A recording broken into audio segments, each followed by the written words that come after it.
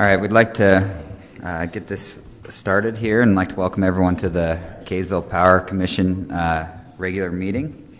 I'd like to ask Jordan to do our opening ceremony.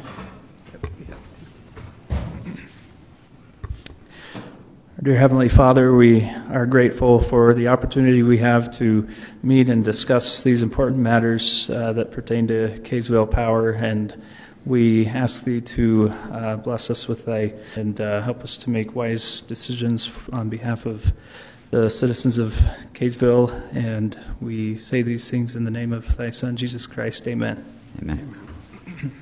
Okay, and then we'll go around the room and do introductions. We'll start with you again, Jordan. Yep. Jordan Stevenson. Brock Thane. Alan Farnes. Stacy Harward. Bruce Rigby.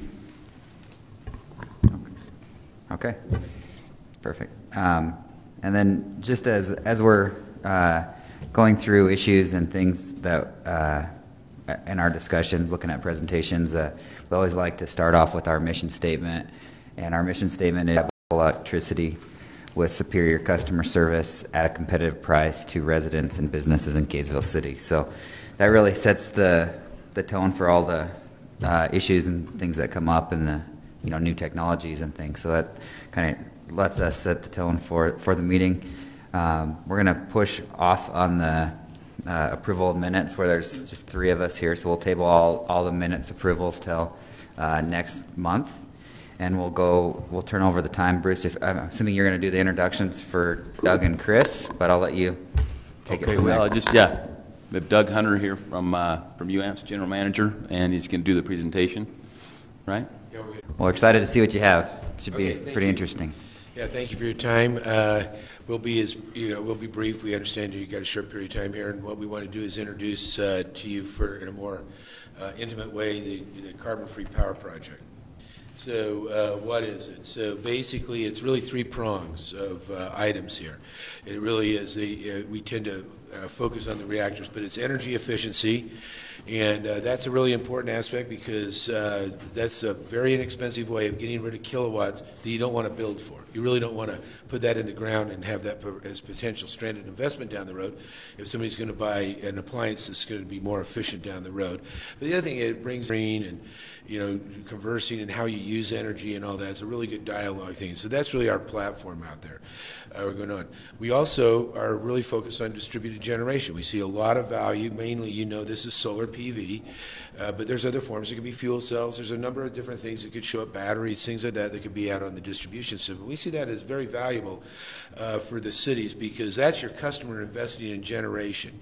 The key is to make sure you have a program that integrates that back and forth. In fact, we're going to be talking about blockchain aspects of utilities with things like solar at one of our roundtables that's coming up here this month. So we see a lot of value in that. And so there's still going to be a need for inertia-based systems for power quality control.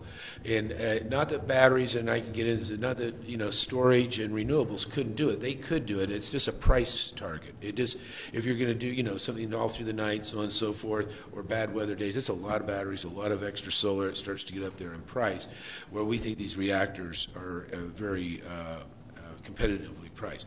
So it does work with this new energy economy, as I like to call it out here. We are shifting as a utility out there, the way the customer uses power, the way we produce power.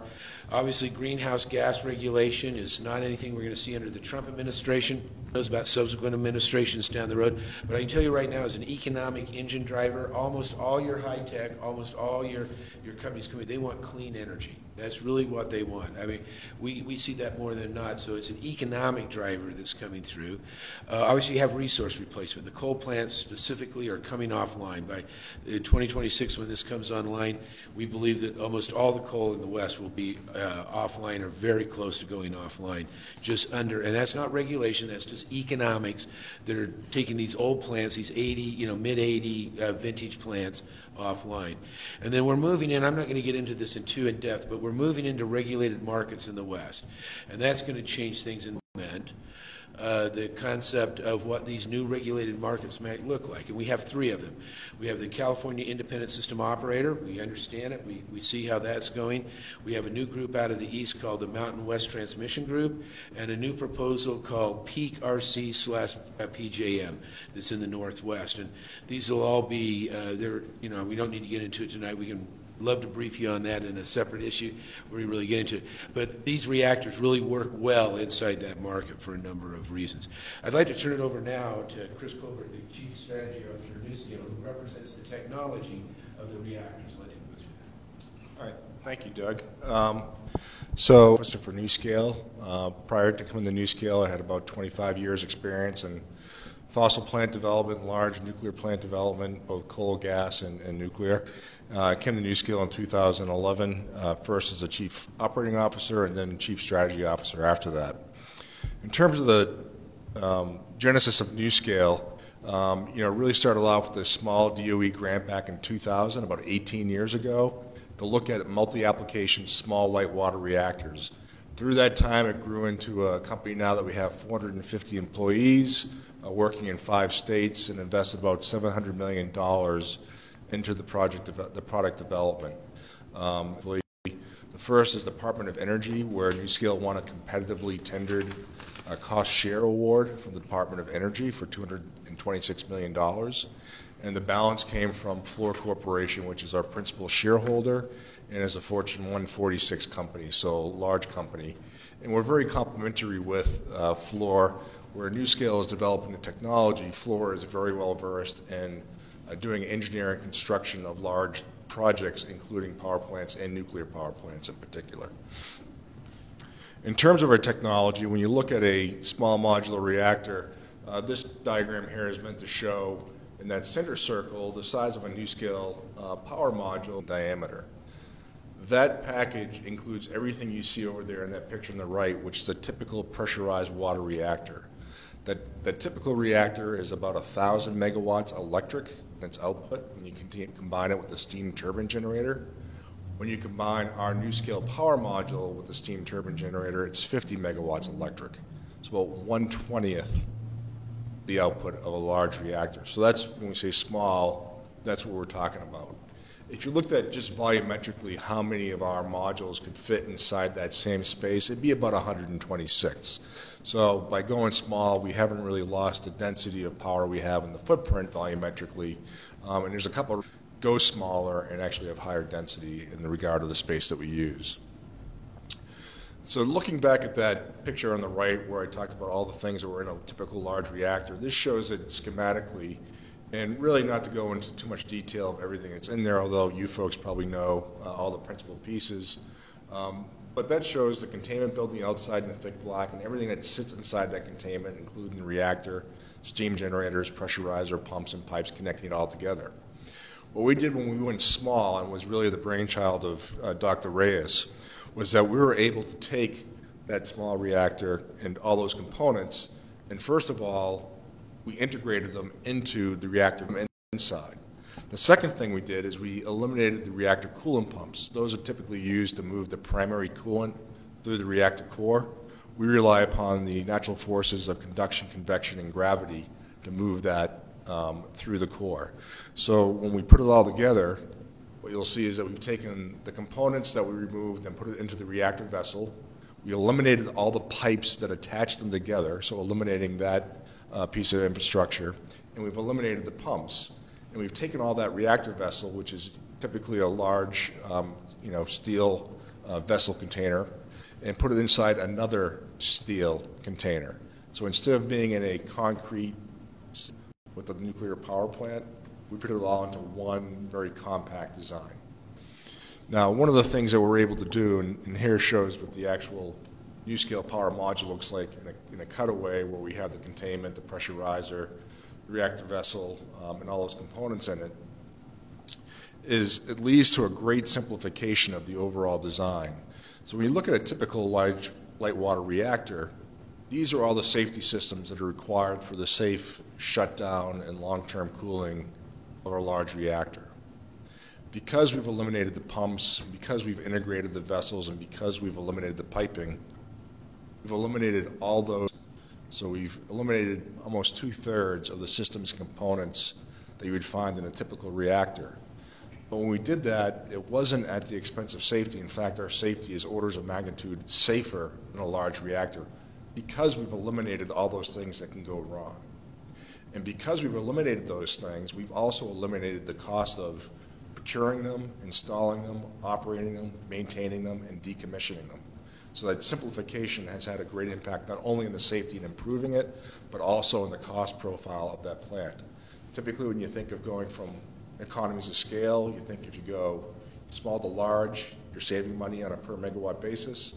But only just shrunk down a large reactor, it'd be working against you. But we've eliminated a lot of things because we've gone small and because we've gone simple.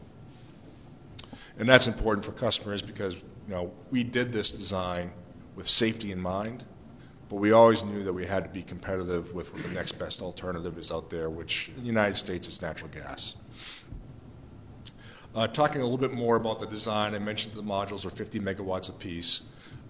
We can take up to 12 modules and put them into a reactor building. And those 12 modules are then paired with each one with a steam turbine generator to create up to 600 megawatts. This is a cutaway of our reactor building. And one is that this shows about half the building, so you see half the plant and half the modules there. So there's 6 of them. Second is the building is deeply embedded in the ground. And what that does for us is it makes it low profile and protects both against seismic hazards and also aircraft impact hazards. The design of this building is to withstand a Category 1 seismic event and also to withstand a commercial airliner slamming into it and preventing it from penetrating the outside shell. The other aspect is because we're below grade, we fill that space with water, and that is the water we use for the safe shutdown and cooling of all 12 reactors. So you know that in a reactor, there's always concern with decay heat and how you remove the heat from the reactor you have. So you don't have to bring water into the core, into the building to cool it. It's already there. Now that reactor building sits in the middle of a typical plant. This is shown in the site layout of a 600 megawatt plant on 74 acres. The 34.5 acres is really the meat of the plant, which is shown in that protected area. The administration building, the cooling towers, and the switchyard are all parts that sit outside of the protected area or the area that is of concern to the Nuclear Regulatory Commission. But a small footprint, you consider if you had to do 100,000 acres sort of footprint, we're doing this on 74, 75. Now what we get along with that plant, I mentioned just the fact of simplifying it. What we've really done is really improve the reliability of our plant. So when you have 12 modules, each one with their own steam turbine generator, if something goes wrong with one of those modules or one of those steam turbine generators that you need to take it offline, you only lose 1/12 of the output, or 50 megawatts.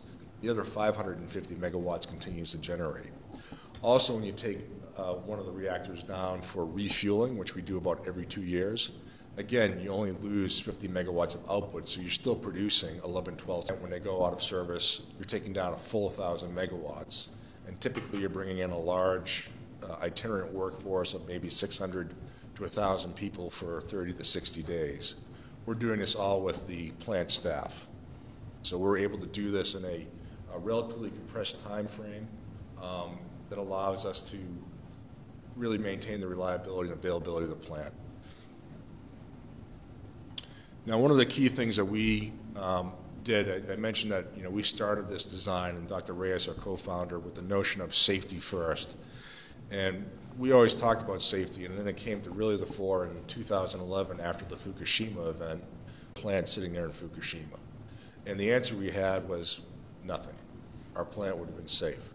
And we explored it further, and because of our simplicity and safety, we realized that not only was it safe, but we could maintain it safe without any additional AC or DC power, without any operator action, and without any additional water. So the images I always have of Fukushima are the folks bringing big heavy power cables to bring power to the plant, the guys working in dark, and folks trying to bring water and either dropping it by helicopter or shooting it over the top and hoping the water got into where it needed to go. We've eliminated all those vulnerabilities in our design. We first laid that out to the 2013. And really the whole point that since that time is going through and doing everything that we need to do to demonstrate that those claims we make are actually supported by data, testing, prototyping, review and analysis, and not just us saying it, but the NRC coming in and saying, yes, what you've done is actually true and correct. On that point, we had a large, significant milestone we reached recently. I mentioned we had that triple crown of safety, no AC or DC power required for long-term cooling. The NRC validated that aspect of our design back in December, and we announced it in January. And this really resonated throughout, with folks realizing that we're the one plant that doesn't rely upon power for its safe shutdown and operation. That's what really caused the incident at Fukushima. Is it wasn't the earthquake, it was a tsunami coming in, wiping out all their AC, DC backup power, and then they couldn't cool the reactors. We don't have that vulnerability, so that's a huge win for us on the safety side. And really the NRC coming out with this finding is a huge endorsement of what we've done. So talking about the NRC, just quickly the licensing process. It's really broken into two scale. We do the design certification, and there's what the owner and operator of a plant applies for, which is the combined construction and operating license. We applied for our design certification. We submitted that back in January of last year, and we're going through that review now, and it's been moving along pretty well. And then Doug will talk about what UAMPS will have to do in the COLA. But in terms of the high-quality design certification application, that's what DCA stands for. It really represented the work of over 800 people, over 50 different offices, 12,000 pages in total. It used to be in the old days, we'd bring in a big pallet with all the pages and volumes of DVDs that you see over there on the side that you can just kind of put into a computer and upload it. But we put that forward, and within 60 days, the NRC reviewed that 12,000 pages for its completeness to say, did you include everything you're supposed to? They said yes, and then they issued us a schedule for completion of their design certification that is 46 months. So this shows what the NRC has published in terms of the review status. It's broken down into 6 phases. From our perspective, the key phases are really phases 1, 2, and then 3. Phases 4, 5, and 6 are really kind of a repetition of the second draft of what they do. And we expect that any issues that the NRC may have with our design. So far, they've submitted 1,000 questions to us, requests for additional information. We've answered 90% of those, 95% of those, and they'll be through with that questioning phase in the middle of April. At that point, if there's anything that we think is going to come up, we think it comes up there. But it's not just NuScale providing the information to the NRC and the NRC reviewing it. The NRC has a check on it called the Advisory Committee on Reactor Safeguards, where they will then review the NRC staff work. So there's sort of 3 levels of work being done here, validation for safety purposes and quality, make sure it's done. But once we get through that first review with the reactor safeguards, the ACRS, we feel we're in very good shape. To date, we've had the ACRS out to our site a number of times. The staff has been out to our site a number of times. And the executive management and commissioners from the NRC have been out to our site a number of times, looking at all the things we're doing for our testing and validation. So very successful review so far. It's all publicly available. There's nothing that isn't posted on the NRC website.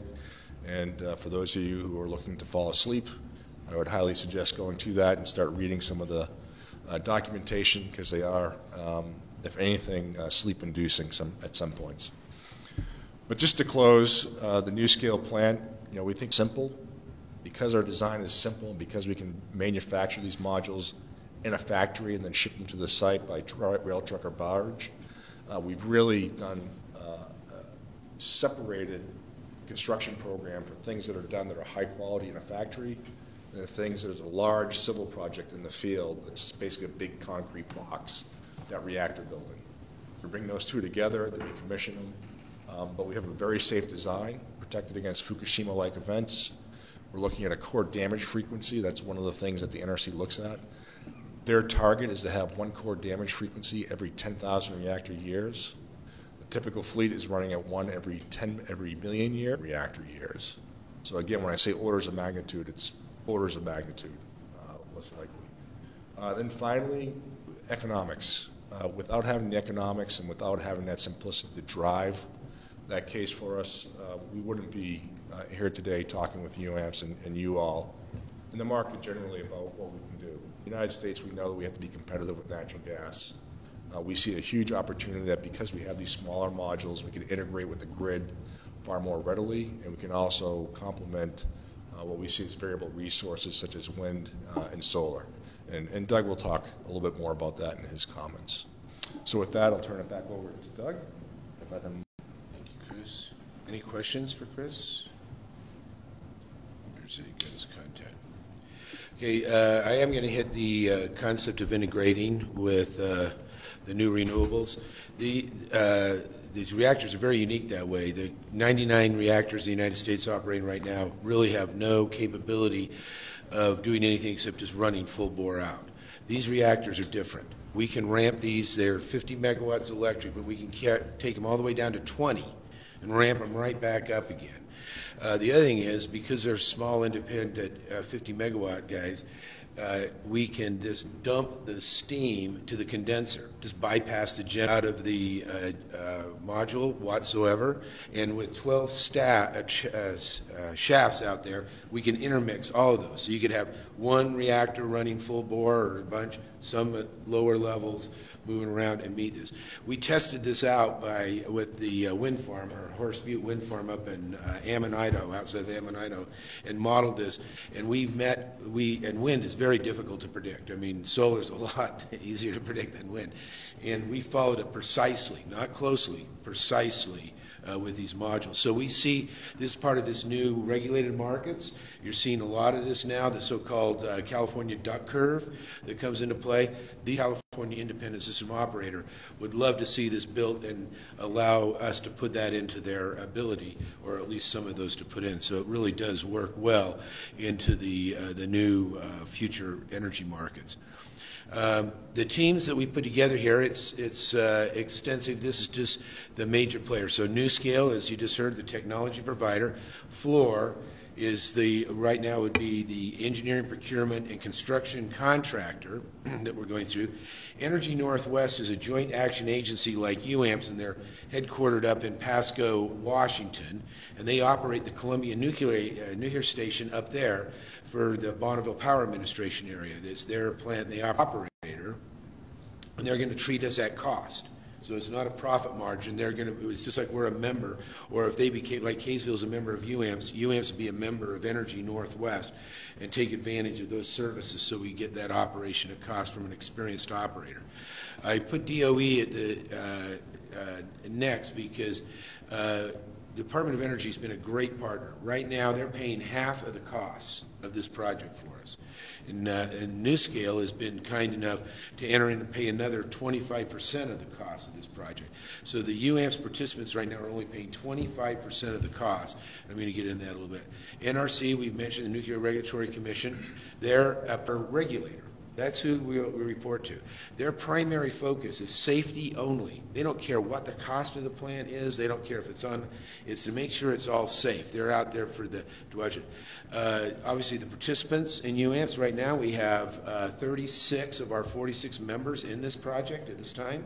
That's a pretty good indication of the interest that we have out there. And then I bring in Tennessee Valley Authority. It seems like an odd guy, they're over there in Tennessee. To be with us, but we just signed a memorandum of understanding with TVA. They're second in line.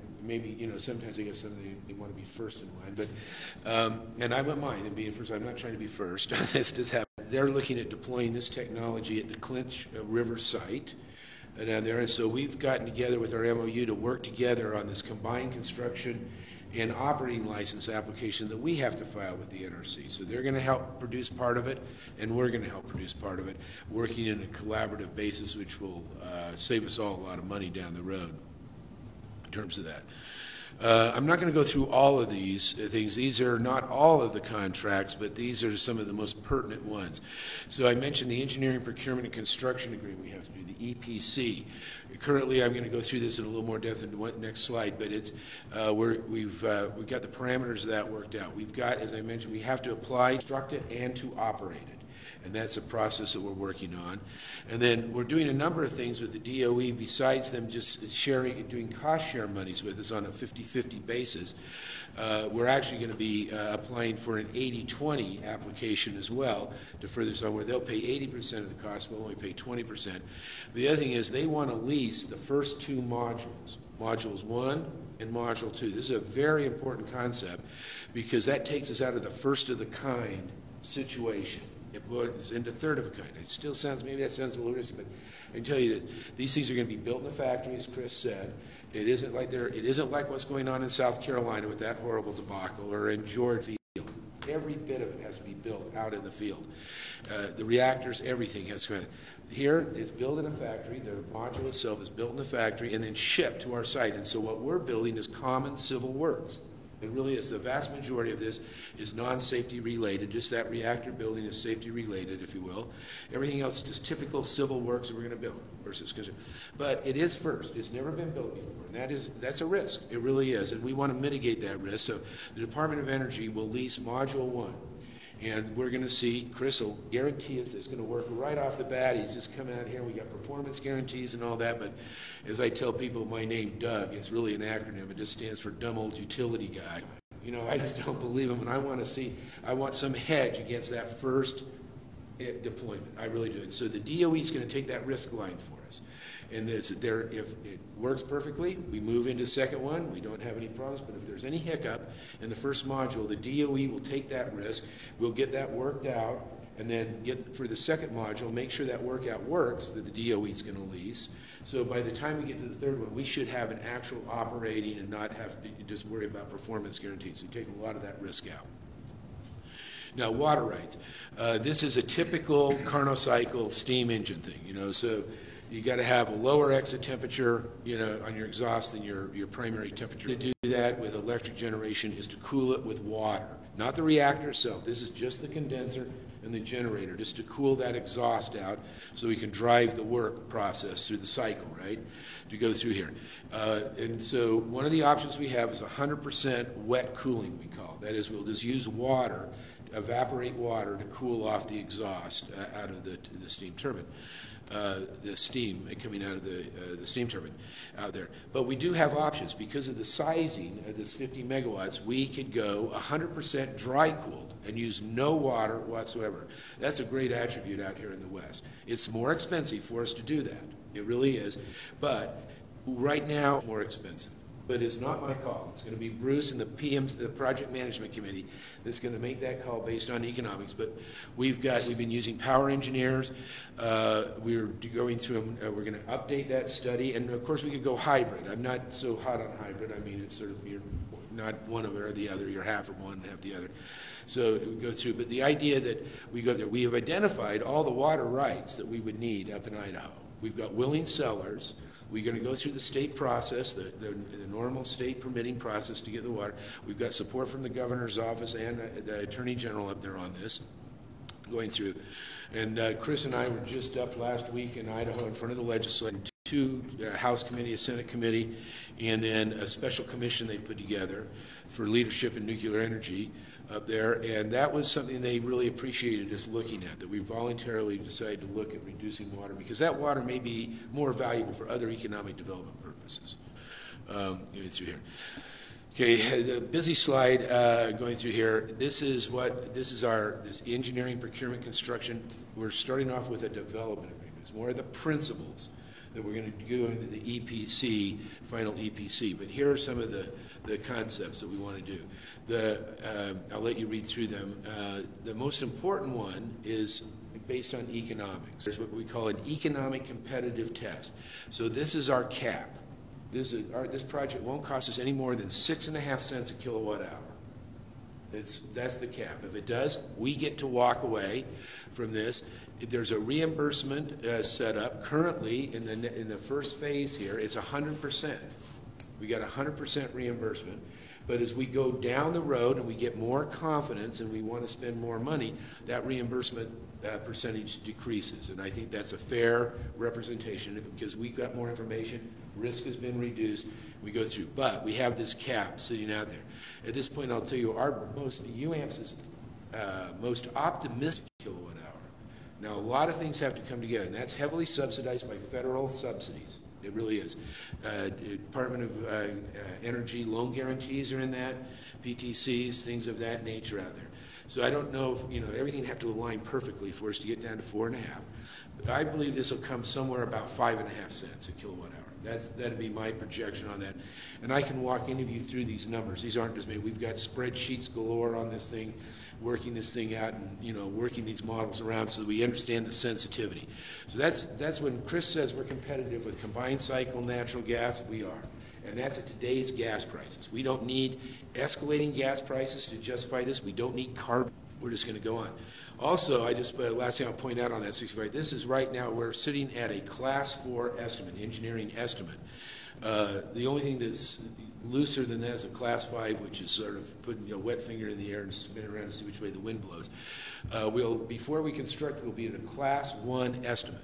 And that means we have actual bids, we have actual to grade or to build drawings, things of that nature, so that we can get this and tie this in and reduce the risk. And this contract will explain how all that goes.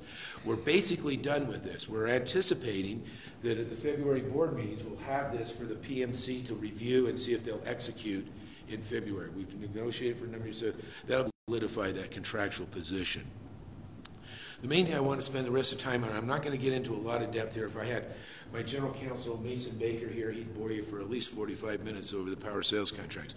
These are very, very important contracts. So but the main thing is these are the very typical power sales contracts. But we've modified them slightly differently for this project because of the risk. We want to mitigate the risk for the participants. So this is a take or pay. It's a typical thing. That is, what we do is we say you got to keep your rates high enough to repay the debt as we go through this. But of course, if we're competitively going through, if we're at the 4.5 cent range, you probably don't see any, because I'm sure a lot of your resources are right in that, you're replacing are right in that mix right now. So we don't see really any rate impact at the retail level on this. Going through, I'll flip over to the next one. The Project Management Committee is how UAMPS likes to operate. We go through, this means that every city or co-op that's in the project gets a representative on this committee. And we've given them a lot of authority to deal with this so that it's not put off to management or it's not put off to anything else. And so it goes through just how the financings go through, and we've set up certain votes to kill the project or to move things around. It requires a 75% supermajority. Think of all by yourself, sounds like, well, maybe I wouldn't be able to move it, but we have a limitation. You can't have any more than 25% of the project. So what we're really doing is we're not allowing any one big entity to control it. You're going to have a plurality to get things through, and I think in a project like that, that represents a risk mitigation. The other thing we put into this contract is we're required to give you a budget and plan of finance. And this is basically from cradle to grave. This is the whole project. So it goes through all this development phase, it goes through the construction phase, it goes through the operating phase, and it goes through the decommissioning phase. By our license with the NRC, where it's a kilowatt hour, we're actually collecting all the money for decommissioning the plant as well. So we'll have all the money set aside, and that's required by the NRC. That's the tax. So that's all in there. Going on to that. Other things that go through it does the COD date and things of that nature. This target price range, that currently in this budget and plan of finance is that $65 a megawatt hour, 6.5 cents a kilowatt hour to 4.5 cents. That'll be actually in the budget and plan of finance. It is in the budget and plan of finance, and it shows you how we could possibly get there. Like I said, if everything lines up correctly. The contracts, obviously need your attorneys. Everybody's got to make sure they're comfortable with them and going through and all that. But I want to hit these things. This is what's different. So we're doing this in phasing in these contracts. And what we're really doing is at the end of any one phase, you get a unilateral right to get out of the contract. And we actually have other steps you can get out of the contract. So for instance, if we were to amend inside the first phase, we're going to cap how much money can be spent in the first phase. That's going to be in that budget plan of finance. If the PMC changes that, you get a right to walk away. It's your unilateral right to walk away. We don't want to have a runaway thing like happened in South Carolina. We really don't want to have that. We're going to let you guys out if this thing looks like it's going south. So we come down in the first phase. What this does is develop the site up at the Idaho National Laboratories. That's where we're sitting outside between that triangle of ARCO. I'm sure we all know that ARCO, Blackfoot, and Idaho Falls. That's where the Idaho National Labs sit out there. It's 880 square miles, I believe, something like that.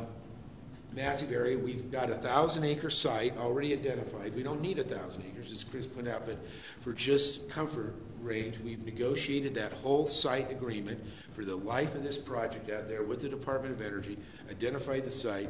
What we have to do is collect data on that site now. We have to drill holes, see the seismic, all that. We have not would take us through that. And so at the end of that, the PMC, we're monitoring that against that $65 constantly. We have schedules in here, how when new estimates come through or new things come through, we will go through that economic competitive test to make sure we're there. But if we come to the end of that, that's basically June of 2020 that we're looking at that. If the PMC says, yeah, it's ready to go on the COLA submittal, regardless of what we say, each city gets the right to walk at that time. They get the right to walk and withdraw, or you could reduce your entitlement share, or you could try and increase it. We don't believe that increasing is going to be that easy to do because we're going to be at 100% subscription or not move forward. The second phase is phase to go through associated with it, but this is when the NRC is reviewing it. They can, as Chris said, we have to go through the same 40-month process of out there. We go through it, and that, but at when we come up to that phase, we'll have our license. And that means we can go to construction. And so this is a bigger decision for everybody to make. And we're going to give you two concepts there. We're going to come back, if the PMC says, yeah, we want to move forward, the project management says we're going to move forward, we're coming right back to the governing bodies of each of the participants to make sure they check off. They need to sign off one more time to go into construction. And if and they just get to walk away from the project right through. And why didn't that go? I'm stuck here for some reason. Let me see. What am I going to do here? Let me see next. Let me try it this way. I'll try this way. Okay. So this is just a recap of the things. So we have so then we go into the construction period. The cool thing about the construction period is just civil works, as I said. So it's 32 months. That's what we're in. It isn't like years and years of going out there. It's just what it takes to build a plant out there. The other thing I like about this project is we get a license for 40 years to operate this plant. The technology that we're looking at here has basically right now for the technology. We can apply for a 20-year extension of that license, so that takes us out to the 60 years. Depending on where we're at, we could go for another 20 years out here with a capital thing. So there could be a capital improvement at that 20-year period out there, but what we would have is basically stabilized rates for 80 years. That's really sort of unheard of in the electric business out there. So that means you don't have, because the operating costs of this, as Chris pointed out, are very, very minimal. This is almost all capital fixed costs that we're doing. That physical equipment, these things are very resilient. And then, of course, we have the decommissioning period we have to go through at the end of that area. This is just to give you an idea of who's in right now. We still have over 400 megawatts of uncommitted resource out there. But with the announcement that Chris mentioned on the safety features of this, we have now been getting calls from everybody in the West. We're going to be up at a major meeting of about 50 different utilities on March 8th up in Portland, Oregon. These are people who have been following the project that are now very, very interested to come in. For them, in the state of Washington, they're staring a carbon tax right in the face. And so now they're scared that natural gas will be too uncompetitive for them with this carbon tax, like California has a carbon tax. I mean, they call it cap and trade, but it's really a carbon tax. And it will not be competitive going through. And so we have a clear sight to that subscription at 600 megawatts at this point in time. This is just the plan of finance again, just a redone, but I want to just point out what we're looking at doing here. So what we're looking at in phase one is we're just going to use lines of credit. We're not going to use long-term bonds. One of the things we're trying to minimize is capitalized interest during construction. So you think of this big long process we do there, you borrow $1 today, that interest to capitalize is really going to accelerate that up. So one of the things we want to do is use a line of credit. We're using Merrill Lynch, Bank of America, Merrill Lynch as our primary commercial banks, one in on this deal out there. We're using Piper Jaffray as our financial advisor out here, and we're running a separate model. And we'll also allow certain capital contributions from the members if they want to bring that in. If you want to bring your own money, that's more than welcome. What that is, that'll allow us to draw only as our cash flow needs require us, so that we'll minimize. We don't have to go out and borrow like, $800 million at once. We can get a line of credit for $800 million and just draw it down, thus minimizing the credit. Once we get up to a certain level, and we don't see that we really need that until we get to the construction period, we may, though, roll into the licensing phase. If we're into that phase, we may go into what we call bond. Little longer periods, like 4-year notes instead of just a line of credit, because now it's just a regulatory process and we can see clearly more of what we're doing. And then when we go to construction, we're definitely going to have to go into major lines. But here's where the DOE loan guarantees come in, the long-term bonds, and obviously it'll be the PMC call, but the staff, I know, will be recommending some variable rate component because you get to play the market with that, and we'll still be using lines of credit. That's the important thing. So, as I said, we've got I just want to reiterate this, the existing DOE participation. If everything goes the way we're looking at this plan, so that's a big component piece. Over a third of the plan could be from DOE participation.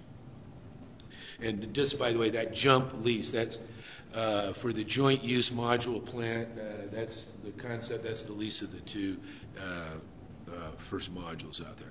So really, in summary, what we're really asking you as a governing body out here, the city council, when it gets here, you're at the power board level, is one, to see if you're interested, how much you would want to take. That is going to, we're going to fill up on this, and we'll help you out with that. Bruce has got access to our analyst down there, Kelton Anderson, and we can go through any which way. I don't want to say anything we're saying.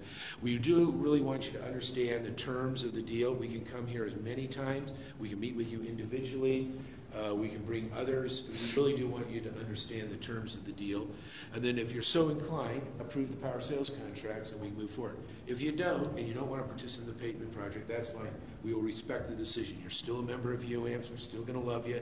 We're not going to be out there. There's not going to be any guilting into this project out here. There'll be other options available out here as we go through. And I think that is the last slide. Sorry. If there's any questions, or that we're more than happy to do it, or not, we can. You guys have questions? I have questions, but Oh, go ahead. what is the total capital expenditure on the project? Right now, in round numbers, overnight costs about $2.85 billion is what we're looking at a class 4 estimate, a little less than $3 billion. So it's about $5,000 an installed kilowatt. How much was that? $5,000 an installed kilowatt. Okay. And what is the production on that kilowatt? So if you go 5,000 per kilowatt, what's the production estimate on that kilowatt that it'll produce per year? Oh, it's down to the 5.5 cents a kilowatt hour. Okay. That's the 5.5 cents a kilowatt hour will amortize that $5,000 because the operating costs are so much lower. So in a gas plant, if I could just deviate for a second to give you an example, a comparative thing. So a gas plant would be, a combined cycle plant would be somewhere between $1,000 an installed kilowatt and $1,500. It'd be in that range. So it's a lot less capital. But operating costs are much, much higher. Fuel is much more. Even at today's gas prices, that represents about 2.5 cents a kilowatt hour just for fuel alone in a gas plant. 2.5 right off the bat, and the rest is capital. The other thing is you're running at very, very high temperatures, and so about every 10 years we have to really sort of gut this thing out and replace everything in the middle of it. So what we call your capital improvements budget is very, very high, and that's what really kicks up gas. So so it's low initial installed costs, high operating costs, and then high maintenance costs for 20. And really, after about 20, 25 years, your gas plant's pretty much shot. You're going to be building a whole brand new one again. Where here we get to, and we're using a concept called levelized cost of energy. So when I say 6.5 cents a kilowatt hour, that's a levelized cost over 40 years. And so a comparative value for a gas plant would be in that same levelized cost over for 40 years. It's definitely that. If we're only doing 20 years, it's probably more like 48, maybe a little less than 50 would be the LCOE on that. But you've only got it for 20 years. You'd have to go off and do this. So if the lifespan goes longer than 40, does that just decrease the? It does. Okay. Yeah. The major capital improvement item would be basically at year 60, because we don't know yet, but the design, the modules are designed for a 60-year life. The facility itself, the civil works, 100 years are easy going out there. And we haven't done an LCO. We're going to give you that number. Bruce will be seeing that number here soon, where we'll take that, we'll assume that we have to basically put, off the thing. We don't have to be rebuilding any other civil works, so that we can see what that LCO is, that levelized cost of energy looks like over 80 years. Currently, the current nuclear fleet, just to give you a feel, everybody talks about how expensive nuclear is, but the average price for nukes right now is about 3.5 cents a kilowatt hour, because they've operated at such high plant factors for so long, and that's a really good price. Your Western power is in that range. You're off the Colorado River, hydropower is in that range right now. It's something that most people don't realize, and you can coordinate that. I pulled that from the Energy Information Administration. So just so that I understand correctly, and I'm pretty familiar with the contract. So my understanding is that we would elect to choose to come in a portion, and I was just while we were looking at this, we would come on first phase would come on 2020. Roughly, and then 2023. So maybe clarify that for me. Yeah, I will. So under the financing, we will not be billing Kaysville City. If you participate in the project, we will not be billing you for anything until we go commercial, which is anticipated January of 2026. 2026. So that'll all be through a debt mechanism, and then when we come on, that's anticipated to be basically 5.5 cents a kilowatt hour, and that what you'll do is that's how we repay. So there'll be no billings. I mean, we're going to give you the option if you want to bring money. That's up, I'm not a big fan of that, but so the cities are, so we've given them that option. They have excess money. I've never really quite understood that where cities have excess money. It seems like you can spend every penny you ever give because you never have enough. But some cities do have that, so we've given them that option. So there won't be any billings to Kaysville City once we go into the power sales contract period. Okay. And so then, we January 1st, 2026. Okay, so I was just looking at our loads. We have 1.7 that'll be off then, 5.4 that would be off then, 22 that would be off then. So we have quite a bit of load that would be gone essentially. 7.5, yeah. How much total? 7.5. 7.5. Yeah. What about Nebo? Does Nebo go off after that? Well, we're not anticipating it. We're trying to maintain Nebo. What'll drive Nebo coming down will be just the economics of maintaining it, But maybe we just replace it down there too. So we haven't really counted Nebo going off unless there's some regulatory concept on CO2 or greenhouse gases, even on natural gas. That'd be the only thing I could see that would really impact Nebo. Okay. So yeah, I think we could look at the. What is the impacts, how much, and I'm assuming that Bruce would have a recommendation of how much he'd like to go into on this. I'm assuming that we would like to, but do you have an idea of how much megawatts we're looking at? We figure roughly it's about 7.5 megawatts. Okay. If we lose, figuring on losing the coal plants, losing San Juan, if we lose Hunter, we're losing a PV wind contract also in that time period. So. Okay, so just replacing those 1-to-1 is what we're looking at doing. That's what we kind of started out at. And what about, so I'm just thinking out here. replace those. So talk to me about the performance guarantees a little bit. So if it underproduces, if something happens on those types of things, right, where it's a new technology, I'm assuming this is first deployment, is why DOE's doing loan guarantees and those types of things to it.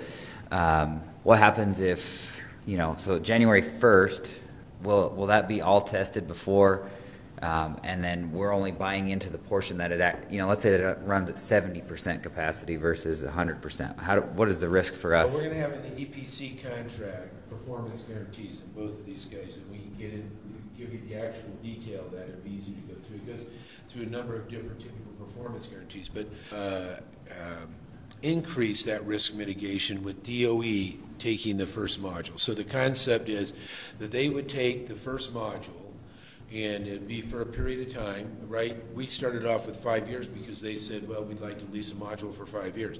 They've already asked us to extend that period of time. They have to go through. So they're going to work through all that. So we're still going to hold NuScale floor to whatever the performance guarantees are in the EPC on the module, if you will. They're going to go through that. But those first modules are going to have maybe a few other doodads on them, I guess I could use that term of art, for their science experiments. They're going to do a lot of things with the first module. But in our lease, we're going to require that they return them to us fit, if you will, going through. We're only going to charge them cost on this. We're not looking at making a profit off of them going through. And so they're going to work out, that's where they're going to really sort of work out the performance situation. That's why we want to, so we don't have to take that risk into that. And if that increases the cost, right now that's in the lease. They'll pick up that increase. So we're basically charging them. So if you think about it, we have to build this big facility, right, out here for 12 modules. And we're only going to have 2 deployed. So that's part of the cost. That's the cost they're paying in the first modules, is to hold on to that for us until we get to the third module. We should know exactly the performance and what we're looking at. And where So the third module will be online to speak. 2026. Okay, perfect. Yeah, That's the first module. They'll go through, and that we'll use that revenue to meet the bond requirements and stuff as we go through that revenue coming in. They also take the second module. Okay. And so once we're ready for the first module, we're positive the first module is performing correctly, then we'll then deploy the second module, and they'll take that on for a minimum of 5 years right now, maybe 10. This is a new development. I mean, I was sort of surprised with DOE. We put out the term thing, and they told us lease extension is one of the terms. They said, we want to negotiate the extension right now. I said, well, why do the extension? How long do you want it? So they're talking about 10 years right now. I mean, they even kicked it up long. We'll just have to play that. That'll be something the PMC will monitor. But the point is that should get us through all that risk of performance guarantees at the first production and all that so that the third module should be up and running, just like you build 100 of them. Right. So that I understand this correctly, that first portion, would Kaysville, if something went south, so typically how I see these contracts structured is the warranty of your devices. Well, so part of the reason for the EPC development agreement is to flesh out the whole EPC contract, and we're doing that with reference to the licensing going on. But we would expect that the terms for performance, liquidated damages, efficiency of the unit would be typical for this type of a plant. When we look at the risk of this plant, Doug says first of a kind. Yeah. The whole balance of plant is a coal plant, right? I mean, everything from the steam turbine, from the steam exits going out, it's just steam. So that's not like anything new or wonderful. Anything else we're doing inside the plant, it's just nuclear heat. That follows pretty basic laws of physics. You know what you're going to get for energy out of a core that has so many fuel assemblies in it. You know how much steam you're going to get off of that. Anything that is new or different, and the only thing that we're doing a little bit different is that our steam generator, instead of being sort of bent U-tubes, it's a helical coil. For that particular one, we're building a full-scale prototype to make sure that it gets the performance out of it that we expect. We've already done some full-scale prototyping. We're doing more on that. So in terms of performance, we're not, because we've gone simpler, we're not taking really kind of risks. It's just that this is the first time you've done it. It's sort of like saying, when GM comes out with their next car next year that, hey, that's first of a kind, yes, but is there any expectation it's not going to work? Right. Not really.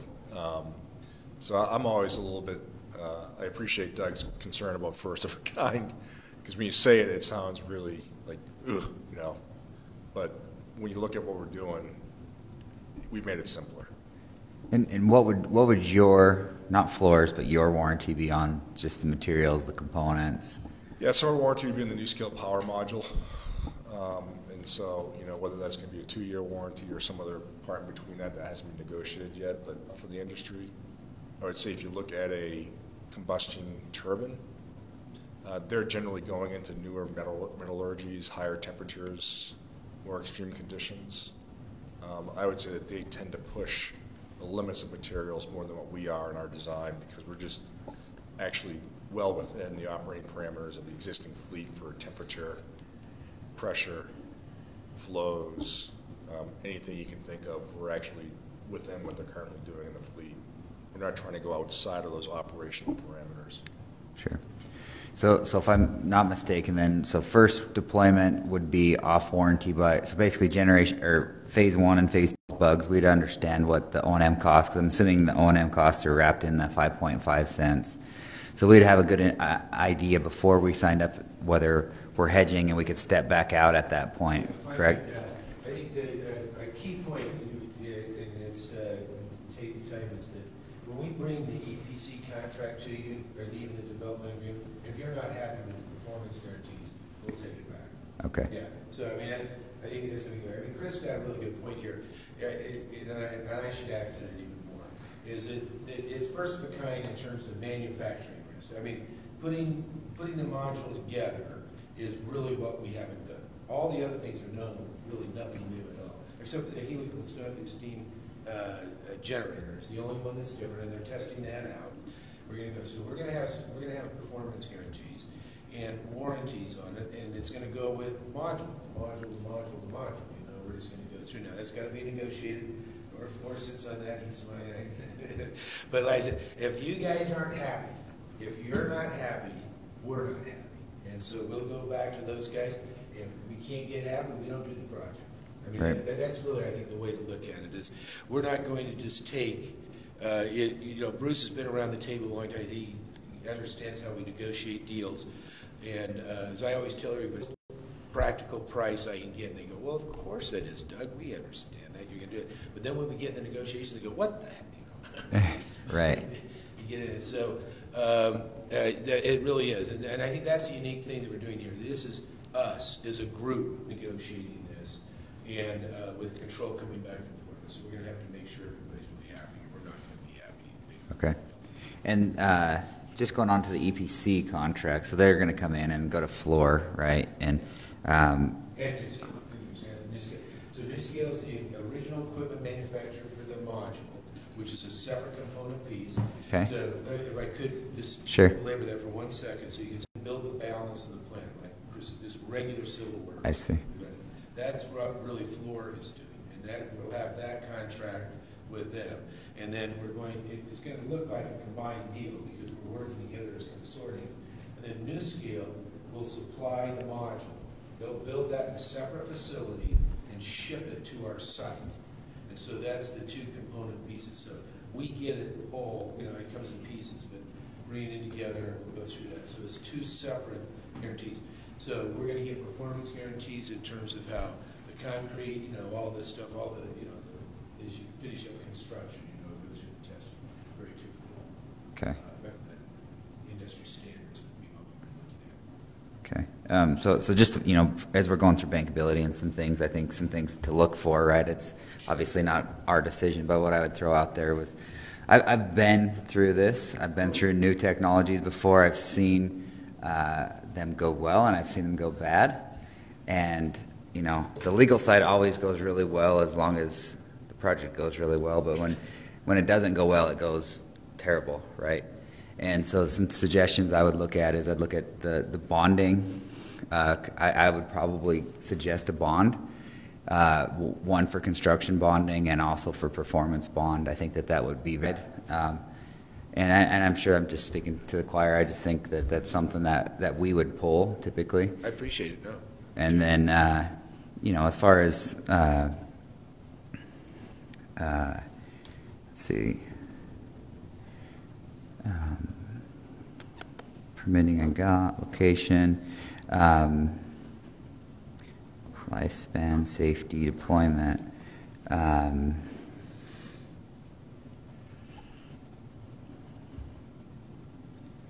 The only other question I had was just on the ramping, so that I understand that is it's 50 megawatts base load, and you said you could ramp 20. Is that It's relatively seconds? If we're hot, we got a hot core and we're moving up, but we're not dead cold. That's dead cold's going to take us, I think, about 10 to 12 hours to come to heat. Yeah, to go from 20 to 50 megawatts, I think it's about on the order of, so it's 30 minutes. Yeah, about Okay. from that ramper. Yeah, it's pretty fast. It's pretty Okay. fast. That's with reactor power. If you're, the other capability we have is Doug mentioned we have a steam bypass valve. So we could leave reactor power where it is, and we could just bypass steam around the steam turbine to the condenser and condense it. That's pretty much instantaneous, Okay. up or down. That we've done on the ramping. Okay. We've got that's the thing we just did. And we've got in the major slide deck, we do have. I've got on this stick here. I've got like 100 slides. I can take you over to that other thing, but we do have that study out there and show you exactly how that comes through. So it's a combination of both. It really is a combination of both. And then when you multiply that against 12 different shafts, you don't have to quite move. So if you were doing a megawatt a minute, we could be moving around up to 12 of these guys pretty rapidly back and forth. It definitely fits. It goes as fast. The instantaneous bypass. So in a combined cycle plant, right, we're not going to bypass steam. We're going to stop burning fuel. So that's a ramp rate, a cool down. And with combined cycle, we only have a few minutes to bring it back to heat. Once we start to lose the expansion on that thing, we've got to let her cool down. We got to be off. We got 4 hours is the minimum we'd like to be off if we're going to be on a run. We like to be up for at least 8 hours. Well, with this thing, we can just basically, it doesn't change our fueling cycle noticeably, if you will. It does by moving around, but it's not going to be a noticeable price hit to us because we're going to be. We could go longer, so we got plenty of fuel to maneuver back and forth on the deployment. So by bypassing steam, we could leave, as Chris said, just leave the reactor at full heat and just bypass the steam, and it's not going to change our operational costs noticeably at all. And so that's what really gives us that instantaneous. So with wind, which is a devil of a thing to predict out there, is that you need that type of movement. Right now, we fit in the regime. The tightest regime is every 5 minutes we have to redispatch. So with 12, this is what the California ISO. Yep. So the Cal ISO, when we presented this to them, they said, well, gee whiz, we could be monitoring. One of the things we've learned is you only need about 200 megawatts between California and Utah to regulate every 5 minutes. Small number. We were all surprised. Everybody's been surprised at how small that number is going on that. And so that 200 megawatts out of 600 off of 12 shafts here, they're saying they could regulate the whole West off of our machine, and or our complex, if you will, up here. And of course, we're going to be paid for that. We're not doing that for the kindness of our heart. We're going to get paid for that to go through it. Or we could just dedicate 4 modules to regulation and get paid for those 4 modules, if you will, too. So there is a lot of flexibility in that concept. Okay, no, that's helpful. And to clarify, is the 4.5 to 6.5 cents that you're saying, is that at site or is that in Kaysville? No, that's onto the grid. Okay. So you'd still have to pay wheeling and losses, but you'd have to do that with any other source that'd be sitting out there. And let me just point out, under the way the FERC rules work, if you put generation behind your meter, you got to pay for transmission. The only thing you save are losses. I mean, we fought that battle and lost at FERC, and the logic is Pacific Corp saying, if you're generating behind your meter out here and suddenly you're not generating, you've got to use the charges for that. Now, we've won a few battles. We just won one just recently in front of FERC on this, and so we're going to, hopefully some of that goes away. But so that's standard in to any technology, really, that's out there, is the wheeling cost, Okay. or transmission cost, if you use wheeling. And hope maybe this is my last question. no, I'm you notorious have for one asking question. lots of questions, so I apologize. A lot of but, questions. The big question I have is what is the big sell as far as base load? I understand that it's base load. It's in those rates. It's there. If I guess the question would be is, are other sources more expenditures, such as geothermal? I think is priced substantially lower with a base load capacity currently. You mentioned CAISO, and obviously the negative pricing where it sits today. I know that'll recorrect, but are there other that wouldn't need $2.85 billion capital up front with a different, for example, geothermal would not take that much, and I'm pretty sure that it's lower than 5.5 cents today market price. Well, I think it is. We've actually just gone through 2 studies in Nevada on geothermal, 5.5 to 6 cents. I mean, this is where it is. Right. It just goes Right. through. Yeah, everything will have a different component piece, and so so you can be more capital intensive. That runs a different risk, right? That's stranded investment risk that comes into play versus operational risk and going into the market. And so I would say geothermal, we're still looking at geothermal. We have the risk with geothermal, as you're probably well aware of, I'm probably speaking to the guy in your own right, but it's management of the field, right? It's the heat source. And I've been in this business since '79. I've looked at a lot of geothermal plants, and we don't have any in our portfolio. That's right. That's the thing that gives me the bugaboo. You look at the geysers over on the border of California. That's probably the best operating geothermal that we've got in the West. You go up to Raft River. That's been pretty good. They've done a pretty good job of managing that field up there. The Nevada plants, from Stillwater all the way through. I mean, if you're driving around on the dirt roads in Nevada, you'll just run on these old geothermal. You see the piping up on the thing. The power plant's gone that because of the thing. That's sort of to me, that's a riskier proposition to get to. I really think our alternatives are this. I think it's combined cycle natural gas. I do want to gauge this against because, I euphemistically say that's like the 9-ball sitting on the corner pocket. I can knock that in any time I want. Permitting's pretty straight up. It's pretty good. It's very low risk, if you will. We've got fuel operational risk, and we've got, for 40 years, we've got capital improvement risk that comes into play.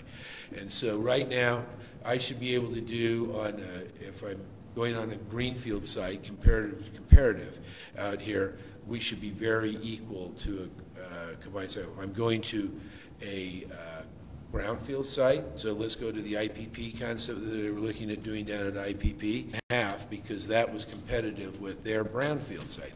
Now that's that's Los Angeles Department of Water and Power. They build things a little differently than the rest of us do out there. I could probably put it on that brownfield site for maybe 4.5 cents, I think. But if I'm putting this technology, one of the things we like about this technology is because of the small footprint, when the Hunter plant shuts down or IPP shuts down, for 35 acres, I can stick 600 megawatts of this on that, and I'm going to be down in that 4 cents or lower range because the water's there, the transmission's there, the cooling towers, all that infrastructure's there. There's the same thing I take advantage of the gas plant. And yet I don't have to have a gas line coming in. Most of the coal plants don't have gas. We don't need a gas line. So in Emory County, or Miller County, when they lose this ad valorem value of these coal plants when they shut down, we can walk right in, plop these things in here. Chris, what's the percentage of highly educated workers on your site? So for a typical coal plant at 600 megawatts, staffing's about 160 people.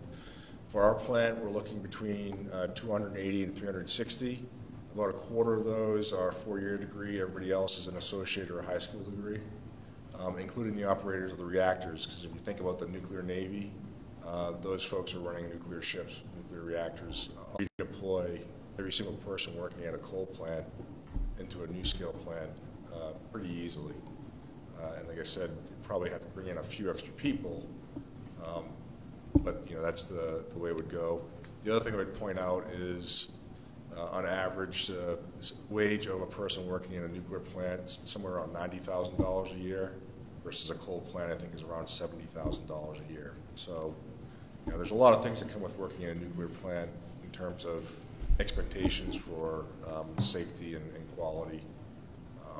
And I see you probably thinking about, like, well, gee, if it has more people, they get paid more, why doesn't it cost more? It goes back to the point of it's $5 a megawatt hour versus 21 or 25 for a coal plant or a gas plant. Right. So that's really where you're able to take that out. And if you take into account coal drive, truck drivers, coal miners, Yeah. in that thing, so we could go into Emory County and reestablish at the Hunter plant, for instance, that we're into right now, reestablish all that ad valorem and wage and income tax and sales tax and all that. I think that's the real promise down the road, is that we can go into these brownfield sites and do it. But it's got to be proved out first, and so that's what we've asked NuScale in these cases. You've got to basically make sure we're nth of a kind. We can't pay first of a kind. Now, they can't really do that all on their own, so the DOE has come in and the nth of a kind costs. Okay. That's really what they're doing. So they're just doing it. So the second alternative we have that I think you'd want to look at is 100% renewable with storage. That will work. That is a technical capability. There's nothing wrong with it technology-wise. It's just, and batteries are coming down in price. And in my pricing that I use this, I'm using Tesla's price of 80 cents a kilowatt hour. That's actually 86 they use. I use 80 cents just to even give them because, Mr. Musk is an amazing guy. He's going to shoot his red Tesla thing on his rocket up, and I guess it went off today. I didn't know if it's supposed to go off today. He's got a big rocket.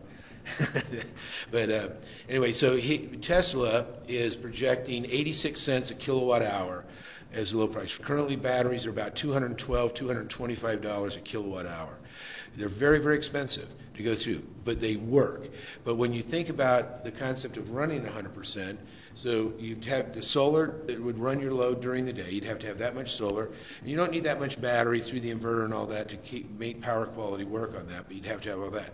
But to go through the night, you're going to have to charge those batteries.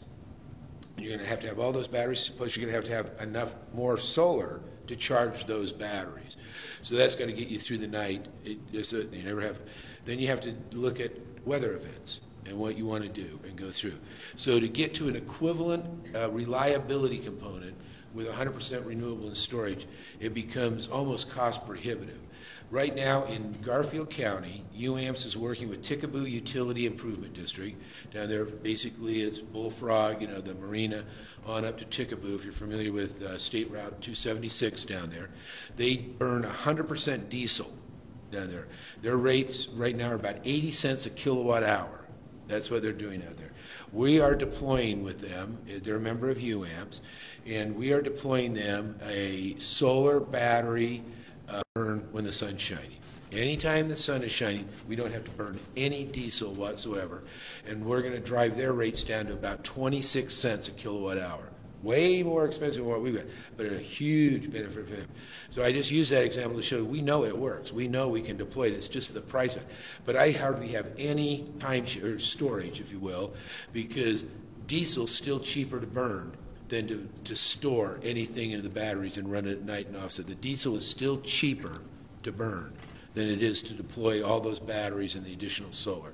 And we can work through that math right and left, and it's just the physics. So that is an alternative, though. So, and it really is out there, is looking at that very same concept of out there to see if they can go 100% renewable batteries. So we'll have a couple of examples. We don't, that we could reach out to. And then finally, there could just be the market. I mean, that's a legitimate alternative. It really is. I think it's risky.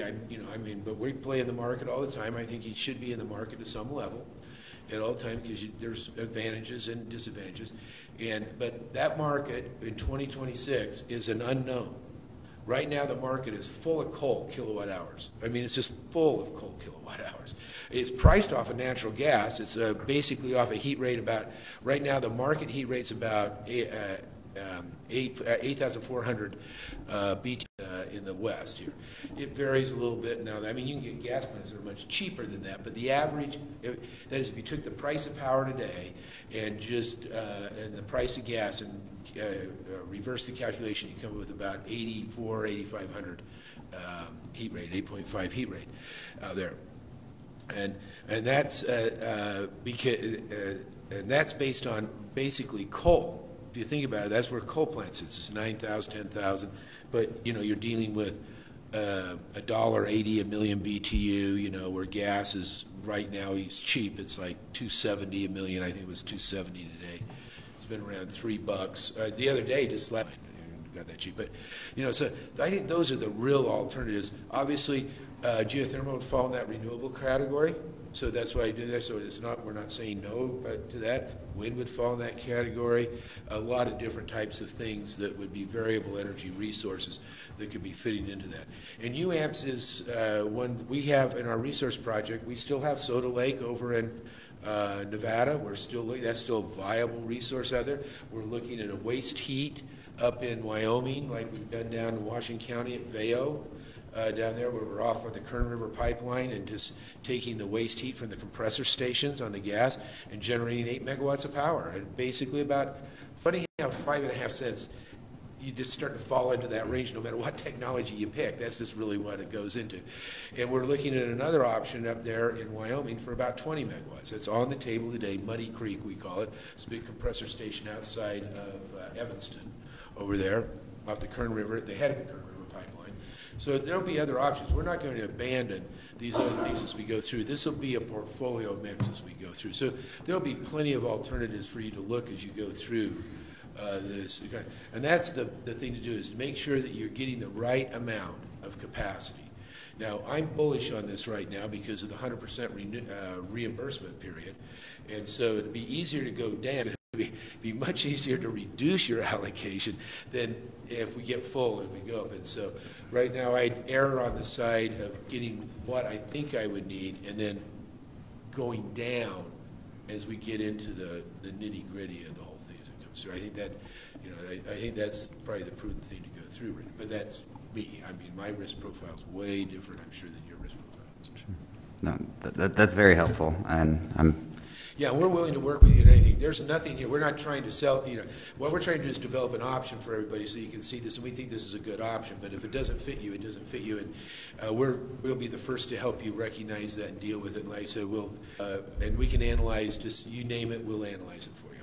Okay. Yeah, I think on our side, and maybe this is to Jordan right now, and Bruce, right now, when we set rates, right, we took, and we just said, here's the costs that come from UAMPS, and then here's this. I think as we refine that, and I think Dean was mentioning that he might be able to take this on, I think it'd be advantageous for us to say, a sensitivity analysis of rates of where, if we were to take this on at 7.5 megawatts, if we broke that down, and I think it'd be pretty easy the way that we receive bills, but if we took a sensitivity analysis that said, took on 7.5 megawatts at 4.5 cents, and then we just run that sensitivity that says 4.5 to 6.5 cents, we'd be able to see at the end of the day. Again, this is why we put our mission statement at the first, right? Is it, are we going to provide reliable power at the cheapest price? I think we'd quickly be able to see what the price would be, and then to your point, I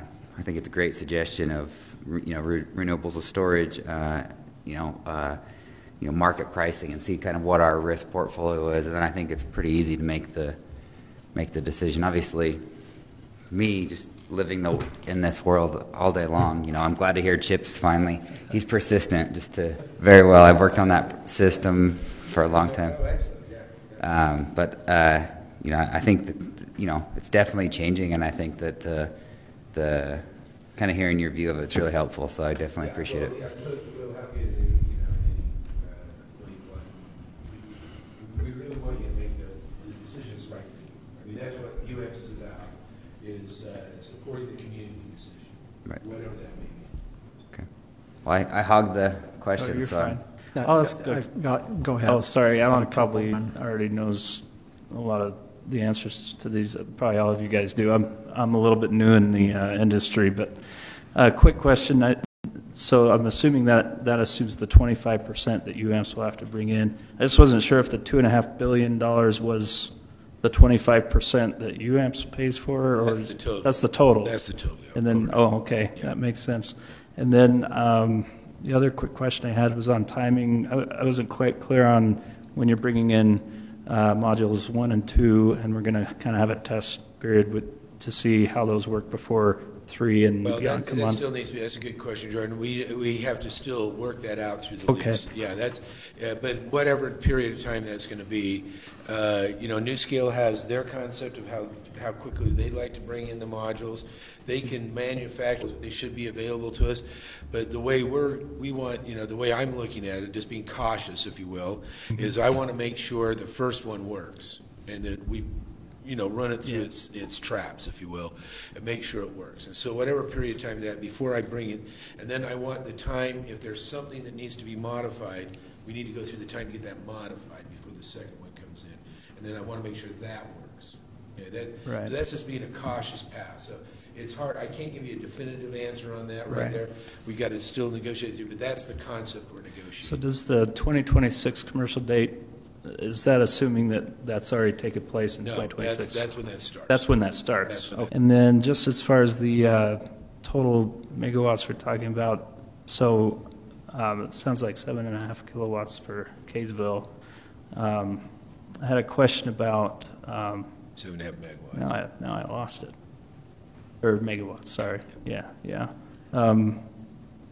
Shoot, I can't remember what my question was around that. I'll have to circle back around. But Yeah, but we can run sensitivity to that. I mean, what Brock brought out, that's a very good sensitivity test. And we can actually even look at your retail rates. I've got 3 people trained in retail rate analysis, but if I just turn them loose on the membership, I'd never see them again because everybody in utility finance services, APPA vendor, Mark Boshaw and that group out there for people who want to do in-depth, and we do highly recommend them. But we have the ability to do that type of sensitivity that you're talking about. So Kelton Anderson would be the lead guy at my shop to run through that sensitivity on your rates. But I'm not going to do a full-blown rates day for you. But I can replace things in and out and see how that impacts your retail rates. Because we believe in that too. I think that's the thing that UAMPS likes to do is we do want to see the impact on your retail rates. That not just the impact on wholesale, portfolio changes. We really like to see what that looks like at a retail basis. And we have us do those sensitivities. Perfect. And I got you. Alan, did And you? then, yeah. sorry. It sounds like the O&M on the plant is quite a bit less compared to some of our current resources. And I'm just curious on the take and pay. I need a little refresher. But we've got, in our UMS bill, I know I can see like 40-some-odd%. It says it's variable. And then we've got Right.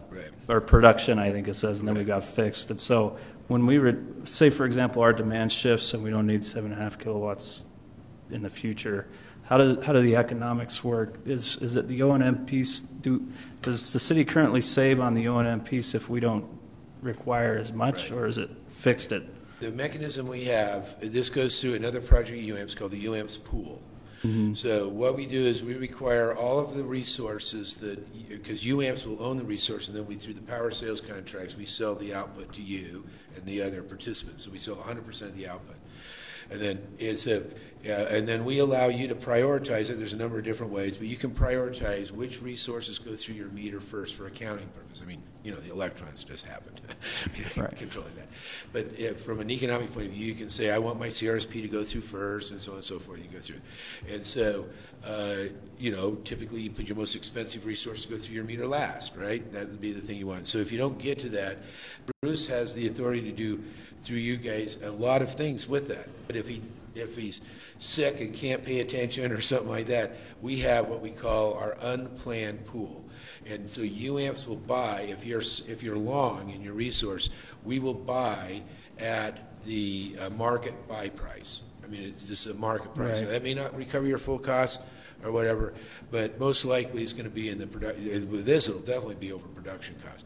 The same thing happens if you're short. If you suddenly had a bigger usage in an hour than you anticipated, we will sell to you at the market price for that, the market okay. price. I remember that now. Yeah, and then so the other thing we can do here is we can get a number of products inside of our pool to allow you to deal with your anticipated changes in load. You know, I mean, that nobody's ever going to be perfect on that, and so that's why we have that mechanism. So we should be able to put it. If it turned out that you didn't need the resource at all, we would work to move that out of your portfolio into somebody else's portfolio. We've done that numerous times with members in and out of the project. They're in the bonding, and we just work through and find somebody else to take that position and move it off.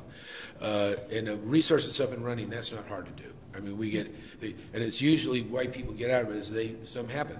Big load fell off, somebody, they doesn't like they're ever going to need the power. So, so we have many, many mechanisms. And I looked at Bruce, I think it works. I mean, I think I have to warn people, I hate them being in the M-Plan pool all the time. But people get in there because it's easy to do and it's been a relatively good deal. And so I have to cajole them to get out of it and get into planned deals instead of just sitting on the M-Plan. So. Thank you. I appreciate that. I was just thinking 40 years or 80 years even is a long time. Of course. So, thanks. Alan? A couple of questions I had. I was curious how long it takes to refuel one of the units. So the refueling line and then bring it back online is 10 days. And most of that time is not really the refueling, it's the inspection of the steam generator tubes, valves, and other internals to the module. Doug mentioned earlier that 2-year cycle could be extended. Right now we do it at 2 years because that inspection is mandated by ASME codes and the NRC. Once we have operation experience, we open up these units, we see how they perform, what their wear and tear is. We could extend out just to meet the fuel cycle out to 4 years. So that would reduce it a fair bit. But 10 days is what we're planning every 2 years for each module. Okay. And then my other question, other entities to pick up 400 megawatts, and we're only going to allow one to pick up 25%. So we would need, it's not like we can go get one big partner. This is going to take at least 3.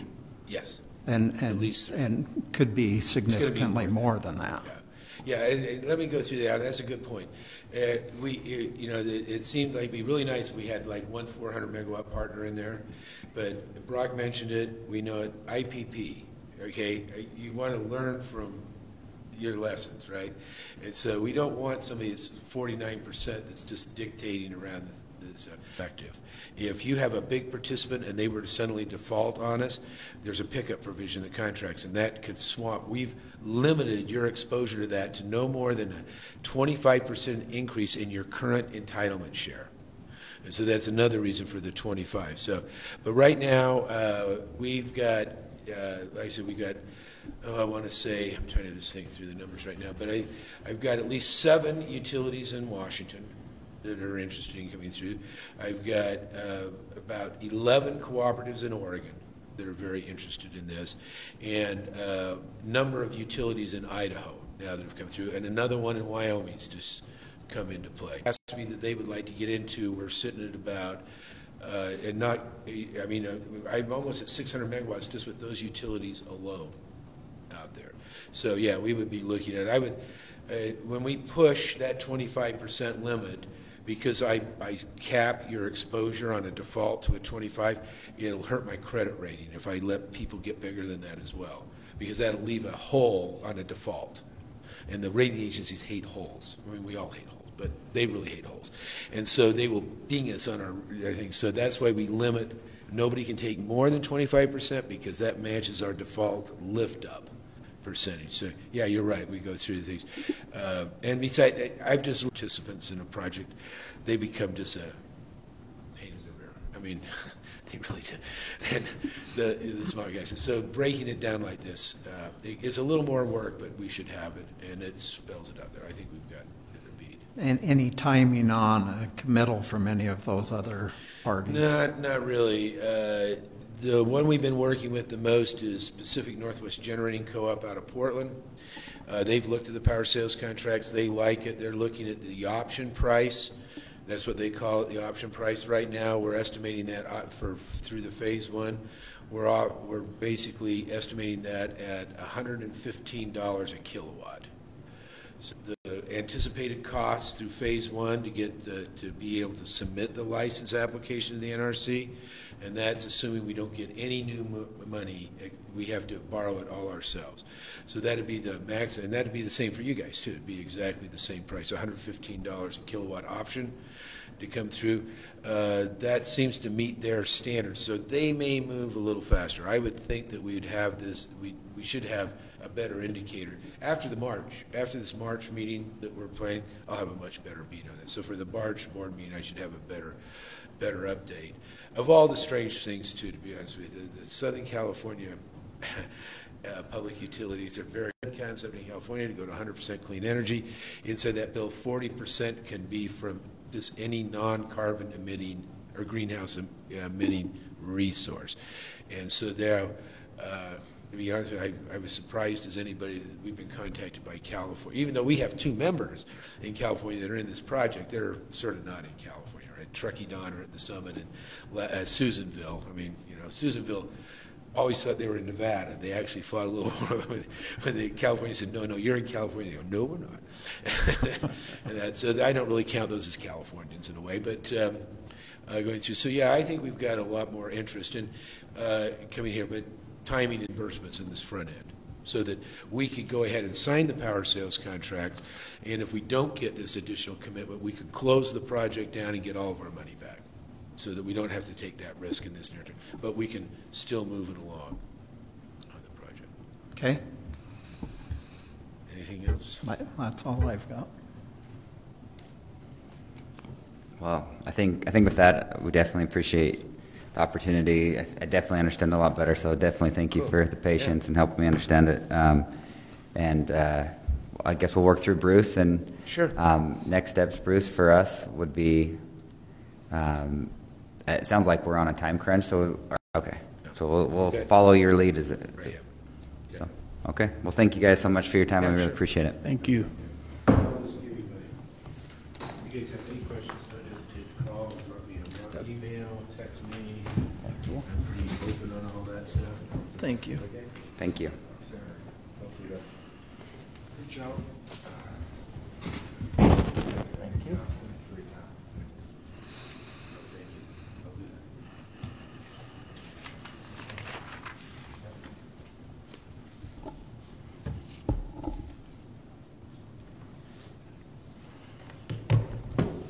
Okay. Let's move here on to the next topic. On the agenda is grandfathering questions, answers, and approval. We're going to table that discussion with just 3 of us up here till next meeting. I have the max residential system size as well, and we'll table that as well. Sean is planning to present on that, so we'll hold on that. The residential connection fee,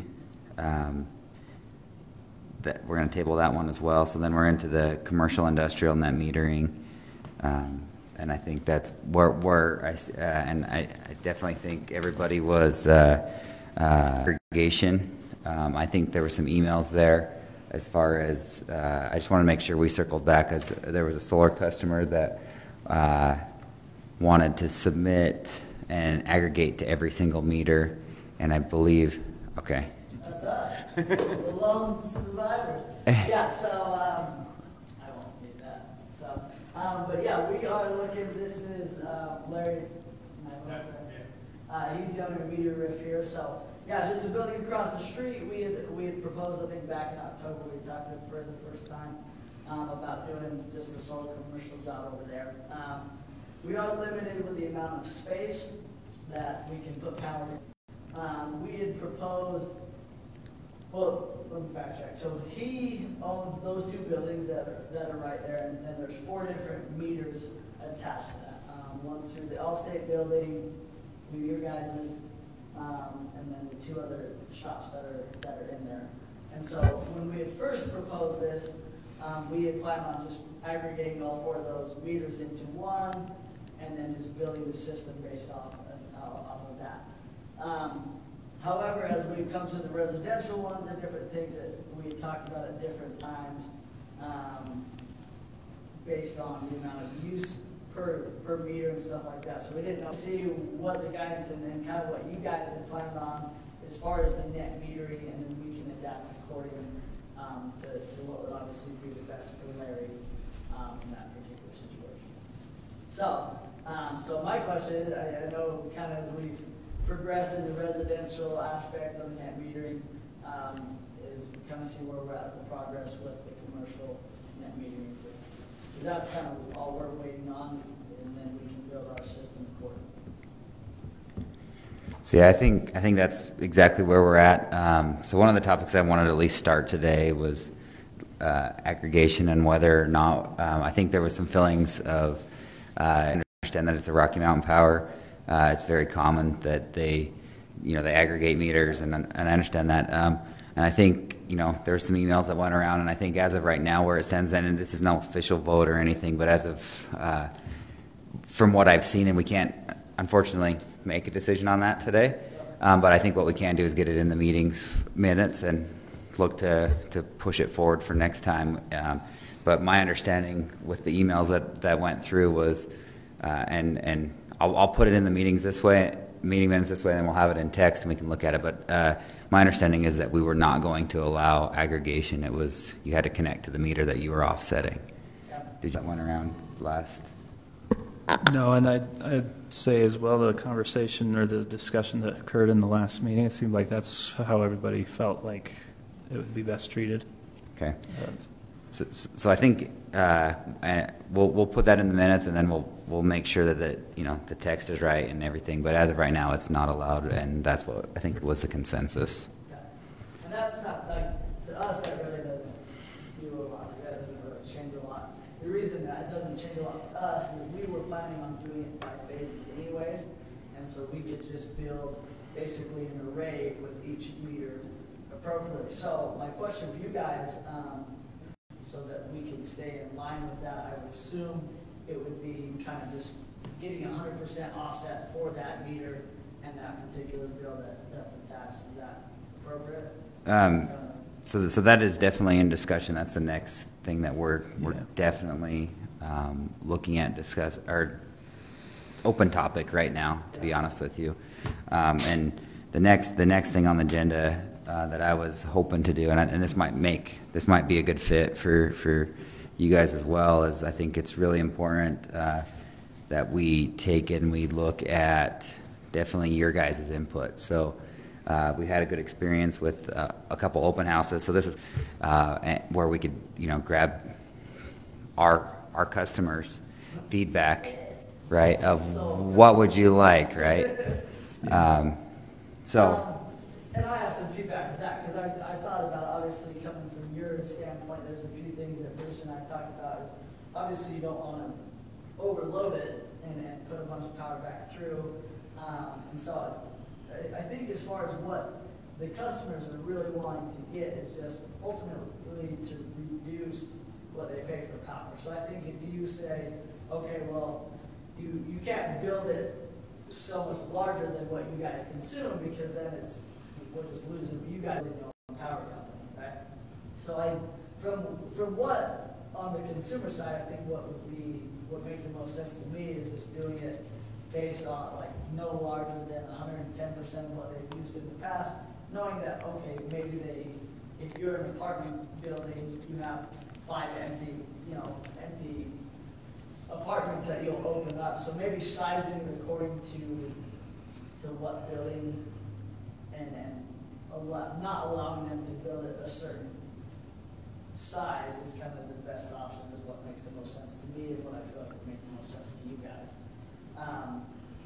And we would even be willing to kind of move forward because like I said, we are going to be limited with how big we can build on this particular building. You're probably not always going to have that with your commercial customers. So because we wanted to open it up and kind of do it in phases, we could even start with maybe a smaller, maybe 15, 20 panels, just onto the lowest meter to kind of start reducing his bill right away. And that would kind of be maybe an appropriate way for you guys to judge and kind of get a hands-on experience with it. But those are just my thoughts. What questions you guys have for me, I guess? I think definitely, kind of to blend the two. I think what we'd rather, me personally speaking for myself, and maybe Jordan and Alan jump in on this, but I think maybe the approach that I would propose would be just feedback. We've already put a bunch of effort on models and making sure revenue streams meet our requirements for, the city. And so what I think is the approach would be just like we did in residential, would be here's what we're planning to do. We could do a presentation of what we would like with some feedback from yeah, and I think just to be honest, I think we have customers here. So this was, I personally have a conflict in this. We have customers in Kaysville that would like commercial solar as well, and so I think grabbing that community event, that's one of the things I was going to talk about today. Would be, hey, March 8th was what I would like to target for an open house where we could really discuss that. It may be too soon, so that's one of the things I wanted to talk about was, getting customer feedback, and also offer up as Hunt Electric, if there was so if we wanted to do an educational event, Hunt Electric would be happy to host that. I don't know how that would work through here, but it is open, and it would be completely open to where your customers could come in as well, and public setting where all of us would be there, where this is what we're presenting. But what we want to do is we want to make sure, just like in residential, we want to make sure that any customer that's out there gets their voice heard of what they can do. As of right now, adding a bunch of customers, what I would say is we definitely want their input, but we don't know where it's going. So I would say that there is no net metering policy. Gathering customers would just be, we can't guarantee that we are going to even have a net metering policy. So I would caveat that with the risk that, it could go where we don't allow it. Right now we have a feed-in tariff completely separate from net metering. So because I know at the school that's what we have, is the feed-in tariff and stuff like that. Because I assume, I guess realistically, what would be the time frame? So what? Because we can't just, it doesn't seem right to just be like, okay, well, we don't have a net metering agreement for commercial, so you can't do it. That doesn't really seem like a good option. So I think that's what I'm proposing, right, is to do an open house where we can hear it. And I wanted to bring it to everyone's attention up here was, hey, I think that's probably where we're at. But we may even have more. March 8th, I'm being aggressive. I just know that I knew that we had a customer that was interested, so we are trying to expedite this process. We're definitely sensitive to that. So to be clear, we're definitely trying to push this forward as fast as we can. There's just a lot, as you've seen from before, there's a lot that we have to go through. So my proposal would be open house in March 8th, but if that doesn't work, we have plenty of time. We can push that. I don't know if we want to vote on that. You guys have feedback, thoughts? Are you talking the whole meeting being a meeting, or? I would do out of experience, just an hour where we can present kind of what we're thinking, grab the customer's input. At that point, we would log it, and then that gives us a little more time. So I would venture to guess this is months of a process, just to be honest. So just to be explicitly clear, you're saying that we can't grant an approval until this process is complete? So to be explicitly clear, we cannot grant that as a board. As of right now, it has to. We can advise City Council, but to be clear, we cannot grant that. We don't have an official recommendation, so this is something that we haven't addressed yet.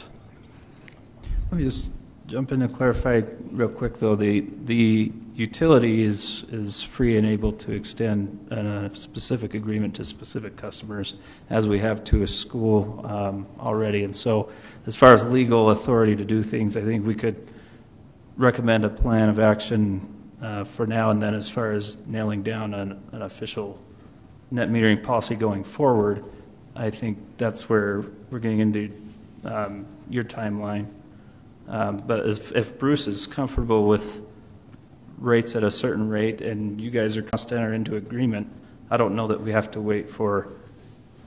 Yeah, same thing we did at the school. It was a temporary feed-in tariff. We said, we don't know what it's going to end up look like. You may have to change a whole bunch of stuff when this is over. And they signed off and agreed that, you know, they had an engineering study done. They paid for it, all that stuff up front, knowing, you know, that what they're going to get paid, it could change, what the structure is going to look like can change, and they would have to be subject to, you know, whatever the final net metering agreement was.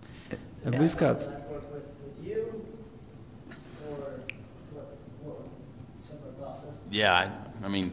And I think as far as specific numbers go, and these haven't been presented in front of, so subject to change, but I think we've got some specific rates that I would feel comfortable proposing, and it would be a feed-in tariff currently, and if we were to change and go towards net metering, that could shift things quite a bit. But I think we've got some rates, and then as far as other things, max system size and all of that, I think currently what I'd recommend is it be kind of a customer-by-customer basis. At this point, we only have one customer. We could look at the load.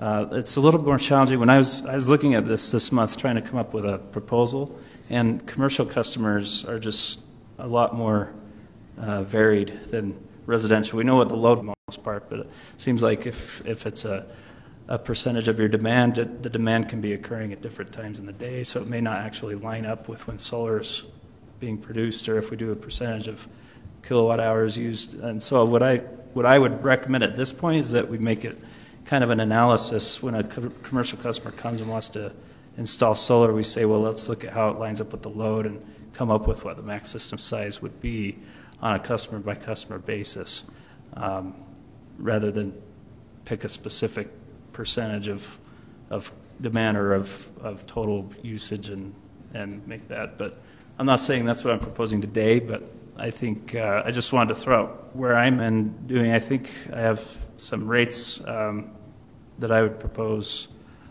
today, and then as we go through this process with the getting more input, we might change that. But and I don't see a problem. Oh, sorry, Alan. I said I don't see a problem, you know, with that. I think that's going to be easy to, you know, adjust. The biggest thing is whether it's going to be a feed-in tariff or net metering situation.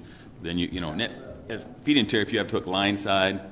You know, it's completely separate. It's not load side. So that's the biggest, you know, as far as actual construction, you know.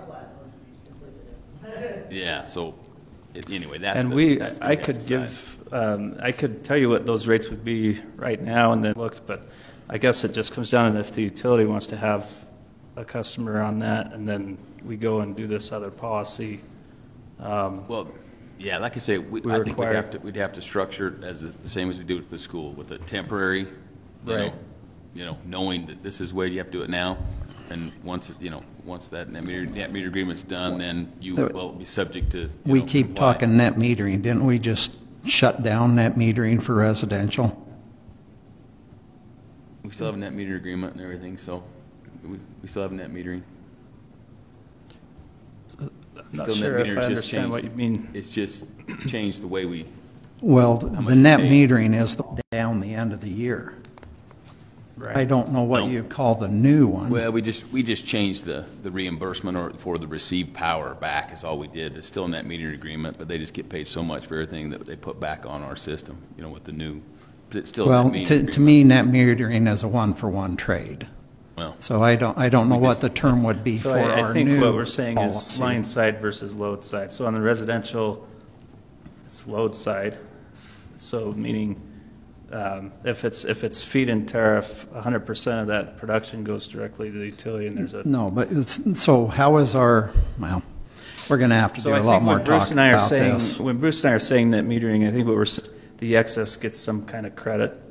Versus a feed-in tariff is 100% of the production goes to the utility, and there's a Yeah, credit for yeah. it. But Rather than the my one for one. definition of net metering is one for one. So Right. I don't know what to call our, So maybe our we should other call it a policy. load side solar Still, credit. Yeah, Yeah, it's just difference of what you get paid. the semantics. But you're right, we did away with the one for one. And I think in this case, if we were to do net metering for commercial customers, it would likely not be one for one. So it wouldn't be net metering, it would be, in your parlance, some reduced credit. But the debate is whether we do it line side or load side. Or if we do, you offset your own usage first and then the excess gets a credit. And I think we need to study that. It's not something, it's not an easy concept to grasp and then come to, okay, how does this work best for everybody? Taking all the different points of view into consideration. It's, I understand that, especially because commercial, like you mentioned, it ranges. Where residential Yeah. is a little bit easier to look at and say, okay, well, this is what a normal average residential account would be, so I understand that. So I mean, I'm okay with that too. I think that would be good. You and I will just get in contact and we'll kind of, I'll probably get some guidance as far as how the school does it after. I understand, like, and I know that the commercial process, like you said, is going to be different. We knew it would be a process this way, so. Yeah. So it's a couple suggestions that I'd make, and I think we've done it, but and I think there's some risks here, right, moving forward with what you're suggesting, which I'm not opposed to. I'm just saying, I know solar, and I know how this goes. He already said it. Is, you know, I think the risk is not having a policy in place and then having next week or next month 10 other customers following in, you know, without. So I think there's a risk of moving forward candidly of giving 1 offs, 2 offs, 3 offs, and then having all these different agreements. But I'm just saying, I just know how solar moves. I know how quick it is. I mean, in 2 weeks there was over 80, you know, applicants for residential. So I know how fast that moves. So I would just caution with that. The other piece, it falls into our next topic, is just really the system reliability and making sure that, you know, just so that everyone's on the same page, that everyone understands how Rocky Mountain Power would handle this situation would be the customer would submit a net metering application, feed-in tariff application, same thing. And then what would happen is there would be a load analysis that happens on the system to see, okay, well, what happens with the load flow that goes, you know, that you're going to backfeed into the grid.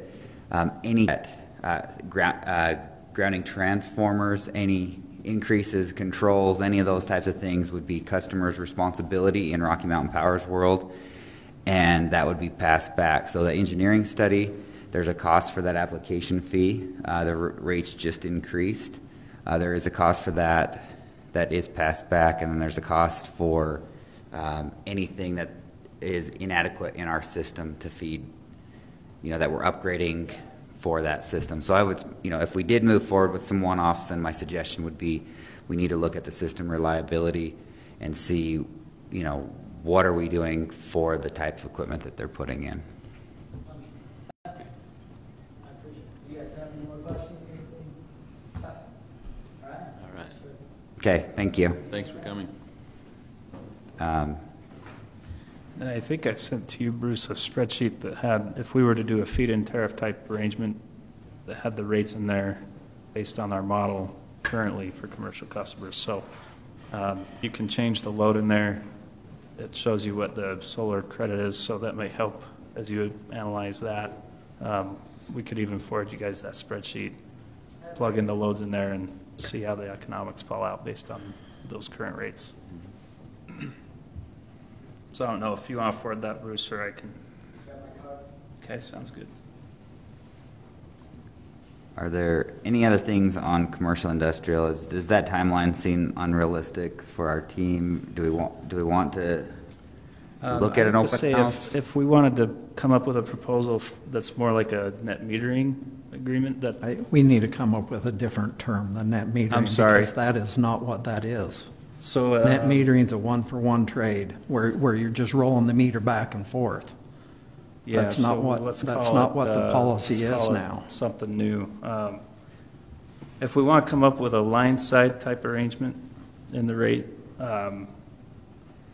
March 8, I don't have. would be a little more challenging to do. But the feed-in tariff, I have a recommendation that we could talk about already today. So March 8th would work fine for that. So I personally feel comfortable with the feed-in tariff. So if there's a proposal to come in the line side and do another study, I don't know if you feel more comfortable with that or anyone else on the board wants to do that. Or maybe we come in with the feed-in tariff recommendation and get feedback and decide, hey, we need to go back and figure out if we need to do a line side study at that point. But I guess it just depends on what we want to have prepared for, I guess is what I'm saying. I have a feed-in tariff arrangement prepared that we could talk about, study.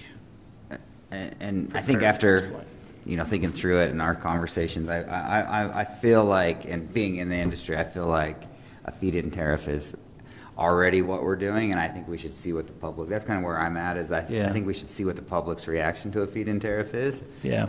But currently, I'm not opposed to a feed-in tariff arrangement, personally. So I would say March 8th is reasonable then. I just had to make sure in my mind I knew how much we wanted to have ready for March 8th. But I think a feed-in tariff type proposal, I think March 8th is just reasonable time frame. I would like to see a written staff recommendation, or at least this is not our decision, and Totally agree. Yeah. Yeah, well, yeah, I like the way the feed-in tariff has worked. Like I say, we can do it either way. One concern I have is when you start plugging batteries into it, how is it going to work? And we need to come up with something that will deal with that, because it's coming. Oh, you mean the batteries into a combined solar metering battery situation? Project. In the net metering realm or the load side realm, is that you're talking about? Think about how you would implement that in a feed-in tariff, because I think there's some problems with it. That's a good question. Yeah, we'll have to. Because the system off of it, that doesn't work. Right. If feed-in is going straight to the grid. True. So I think there's some problems with that. engineering We wise- need to think Commercial, through. yeah. So engineering-wise, I'm not an engineer, but could you do the battery in between the grid and the meter, or the solar, and then the battery feeds the, I don't know. That's an interesting Yeah, question. that's true, because that separates it like, yeah. with the So line for side. example, the solar would feed the battery, and then any excess they put on the grid is treated like feed-in tariff. But then if they, I don't know how battery works, if it can go to the grid or to the Well, it the depends load. on how they want to. Once we get AMI metering, they're going to want to use the battery to shed their peak load. That's right. Yeah. So That's what's going to drive the batteries, is the AMI metering, and we've got to come up with something that will work for everybody. Yeah. residentially, they'll be tied on the load side, so the battery will work. Commercially, they'd be there, and you'd have a battery sitting there, and if you want to take advantage of the tax credits, you have to only feed it from solar. So unless we were lowering our rates on the feed-in tariff, then we can't, time of day usage, then what would happen is they would get no benefit for a battery storage system, load side. So it's a good question. Mm-hmm. Something to think about. Yeah, good point. So maybe what we do is, our next meeting is The 6th, right? the 6th of March. Okay. And so I'm not opposed to moving the open house. I just am trying to accommodate schedules. I don't think it's, I think it's doable to do it then. It's just because you're going to it's not like you have to notify all the residents, because it's only commercial we're talking about. Correct. So then we'd have to decide how we notify the ones that we think need to be there. That's right. Everyone up to speed on where, at least with Bruce or staff that I'm at, so I emailed the rates that I'd recommend to everybody. I called Bruce and discussed it with him, and then I had a calculator that showed the impact that would have on our current commercial solar customer. And just to review, that was going to be 6.2 cents for the first block, and then that solar credit falls in the next block, so it falls to 5.8 cents and then 4.3 cents, which just follows the actual rate in those blocks that they have. So that's out there. I think we just need to nail down the max system size. And again, I go back to kind of a customer by customer basis. I don't know that I would nail anything down specifically in writing in a policy. Well, in my opinion, it is not our intent to sign a power purchase agreement. We do not want them producing more I than they're agree. using. Yeah. Because we can go by the... And we can have the general principle in writing. I was thinking, as far as the agreement goes, you say something like Kaysville, or the intent of this is to allow a customer to offset their own usage or produce power for their own consumption, and on a case-by-case in their demand, and the city will determine the max system size that customer will be allowed to install. Some language like that without saying a specific amount or a specific, because it's just so varied in the commercial class, it's hard. Well, and the one suggestion we've heard is any surplus they don't get reimbursed for. That was Right, one of the yeah. proposals You with could the work that residential. into- Yeah. But I don't feel like those items are too difficult to nail down before March 8th, so I'm comfortable keeping to that, and then maybe we circulate emails leading up to our next meeting, nailing down this language, and Okay. prior to Tuesday the 6th. Okay, that's perfect. Okay, so we'll, as of right now, I'll circulate the meeting invite on the open house, just to make sure we're all on the same page. We know what it is. Try to do that an hour early, they're thinking about, like we had done before, it's from 6 to 7, try to do it that way. Yeah, I'll get some Before- times, and that's the plan, right, is to do an hour early. We go in so the public can come in and really talk through it, so. We're talking here, though. Here or the DATC's offered it, a location, if we wanted to go through there. I mean, obviously it's a public meeting, but here's fine. Yeah, we're on the residential, so this Yeah, should be it'd be a sufficient. lot easier to do the recording and minutes and that here. Yeah. Okay, we'll plan on that. And then we don't have to move, relocate. So the 8th within- is city council evening, correct? That'd be a Thursday night, March 8th. So we just have to be sensitive to the use of this room. Were we scheduled for a, On the 6th is the. The 6th, Tuesday, right. So, Brock, were you thinking, I originally had heard the 8th. Would we He want to said move 8th, it to but the I think 6th? I think he meant 6, right, Brock? That Yeah. the first Tuesday is the normal. So yeah, so the 6th, Oh, okay. correction, sorry, March 6th at 6. Okay, that makes sense. So it'd just be before our Do meeting. an hour before, just let it, we'll present to customers and then see. Provided us with information when we could ask questions. I thought you guys presented that residential stuff very well. Sounds good. Okay, so we'll target March 6th at 6. Anything else on commercial, industrial, net metering? So I'll circulate that on the open house, and then Jordan, if you'll recirculate, I know you sent your calcs, Yeah. and then we'll go from there on the net Okay, metering. sounds good. If you'd like, I can add into that as well my suggestion on the max system size being, Okay, and I definitely think that we have to have, apping it is very Yeah. crucial, 100% crucial, and, and then I think the other thing is I'll think through the battery side, and I'll try to distribute some information on, batteries and how that would work, and Yeah. what we could do on that. and then I can include the forfeiting of credits in the language as well, so that would be kind of the full presentation is here's the rates, here's the max system size, you don't get your credit at the end of the month. I think. is that all? are you Or the going end of the month year? by month or? yeah, Or the end of the year, annual sorry. Total. Right. I'm okay with month by You're- month. Because I know when there's, Or if there is no credit. No. Yeah, no, so but that's you just- they irrelevant get if it's paid a for feed-in each. tariff. Yeah. Sorry. Feed-in Yeah, tariff. And we're just doing it catching month up. by month now too on the residential too. Yeah, yeah. So I guess that point wouldn't apply in this case. Unless but if we capped it surplus cap it. month by month, we are not doing that Right. on residential. If we did, they would lose a significant amount of reimbursement. Yeah, true. I definitely think a cap to 100% or somewhere in that range is very fair.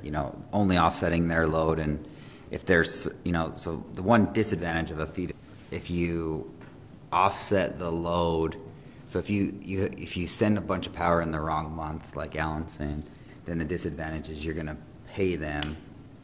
It's going to be harder to cap in a feed-in tariff, is what I'm trying to say, because they may have surplus in certain months and not in the other months, and so I think I'm prepared. I just need to think through that, and I'll send some thoughts on feed-in tariff. You have to look at it by a yearly basis or something and try to go off of, like we talked about, a percentage of. And the schools, it's not as bad a thing because they're giving you power over peak because they're not using hardly any of it over dust. They have very little load. Most of what they're producing is benefiting the system. Typical customer, that's not the case. Yeah. They're using all of their production. Other than the way they're facing, we're not getting any during our peak, but. Oh, really? Well, they're south facing. We're not getting much out of those so that late, but yeah, it's true. They're not using any power at those months, so not much. Yeah. Okay, so I'll send some ideas out too. I'm pretty comfortable in this space, so that's what I do. So, Brock, the commercial customers that you've been talking about around, were they thinking about batteries with their systems also, or every single day has battery option, so there's no question. On the commercial ones there? Yeah, you'll see a lot of them that'll go public that are large-scale battery storage all over that we're deploying right now. So you'll see it. I don't see how it's going to work with feed-in tariff. It gets really messy. Yeah, it's a good point. And to be candid, just because I know Hunt Electric, right? I sincerely believe that if you open that floodgates, Hunt Electric will have 50 applications themselves here. So I am saying that it would be nice to have this all dialed in before we give a one-off. Because they know I'm on the board. I've done solar on other buildings out of Kaysville, and they're asking me. So I'm positive that I have that's why I wanted to open it up for them as well to come in and voice. They live here, they work here. I want them to come voice their concerns, and so that's kind of where I'm pushing most of my customers to come to. So, but I'm comfortable with that number of approximately 50 people commercially that would apply today if we said go. So fair warning. Let's make sure we get it right is what I'm trying to say.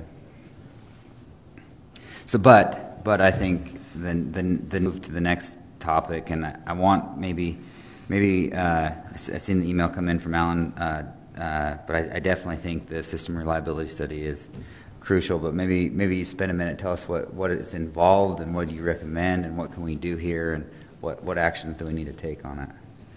Well, I don't know if this is something we can do in-house. That's how Bountiful's always done it. We just look at our system. But if we need to hire out, then we need to hire out. I think after seeing a 29-hour outage and all we could tie together was one feeder, we need to do better than that.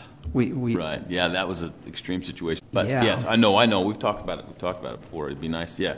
Nice to have it. And that was the hardest pull to hit. Double circuits, double. We've got poles all the way up the street that could do the same thing to us. Right. That are a lot easier to get at. Yeah. And we need to be looking at transformer capacities, the whole system. I don't know. Yeah, I think. Aren't we looking at 10 megawatt transformers in the subs? Isn't that what's in them? Yeah. And we have 4 or 5 transformers. We've got 3, 4, 5, 6. We got 6. Well, 6. and and the newer ones, the 4 newer ones are all with fans or push them up to 14. So, but yeah, no, I mean, right, you're right. I mean, you never know what's going to happen, but it'd be nice to have some redundant double circuit stuff. Yeah, just loop feeds. If we loop all the feeders together so that you have 2 sources to feed them from, then if you lose one, you just switch it over. Right. And it takes quite a while to get all that in place if we don't have it. Right. Yeah. I think we'd have to. Have a. But some of the outside engineering, look at it. feeder circuits are relative batteries that were discussed. Oh, yeah. Batteries are, it No. may be in our future, but it's not the solution to our reliability problem.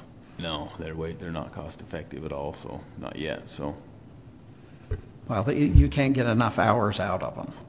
no. You won't get 29 hours out of them. And if your power's down, there's no way to recharge them. So, I mean, you're only going to get 4, 5, 6 hours, depends on what time of year it is, but Yeah. you won't get Depend- 29 depending on if hours. people are trying to run their air conditioners and so forth. Yeah. Yeah, exactly. So Yeah. we need some other backup. If we need to hire somebody to look at them and tell us, okay, prioritize them. Here's the problems. Here's the top priorities. And I'm a little concerned that we're pushing the study off clear into next year because now we won't even budget for anything until the following year. How do we know what to budget for unless we just throw a number in there and say, well, we're going to spend this much money on system reliability as soon as we find out the best place to spend it? Right. I mean, we're not going to make any progress for 2 years. We have to, yeah, like I say, we have to write an RFP and then get it out there for this year, so, I don't know, we'd have to look at, talk to people and see who's, anybody that's done it, recommendations on, There's probably several engineering firms out there that could help us with that. Yeah. And I'll just tell you my experience. Maybe I'm thinking two different things, but so system impact study, which just to be clear, right, this is one thing we talked about for a long time. But what I've done in the past personally is I'll run every single circuit. So every single circuit, all the protection settings, everything goes through, and you enter it into software. So it runs through, there's 3 of them that are really out there that are big, and I personally would recommend that the city has this in-house to dovetail with the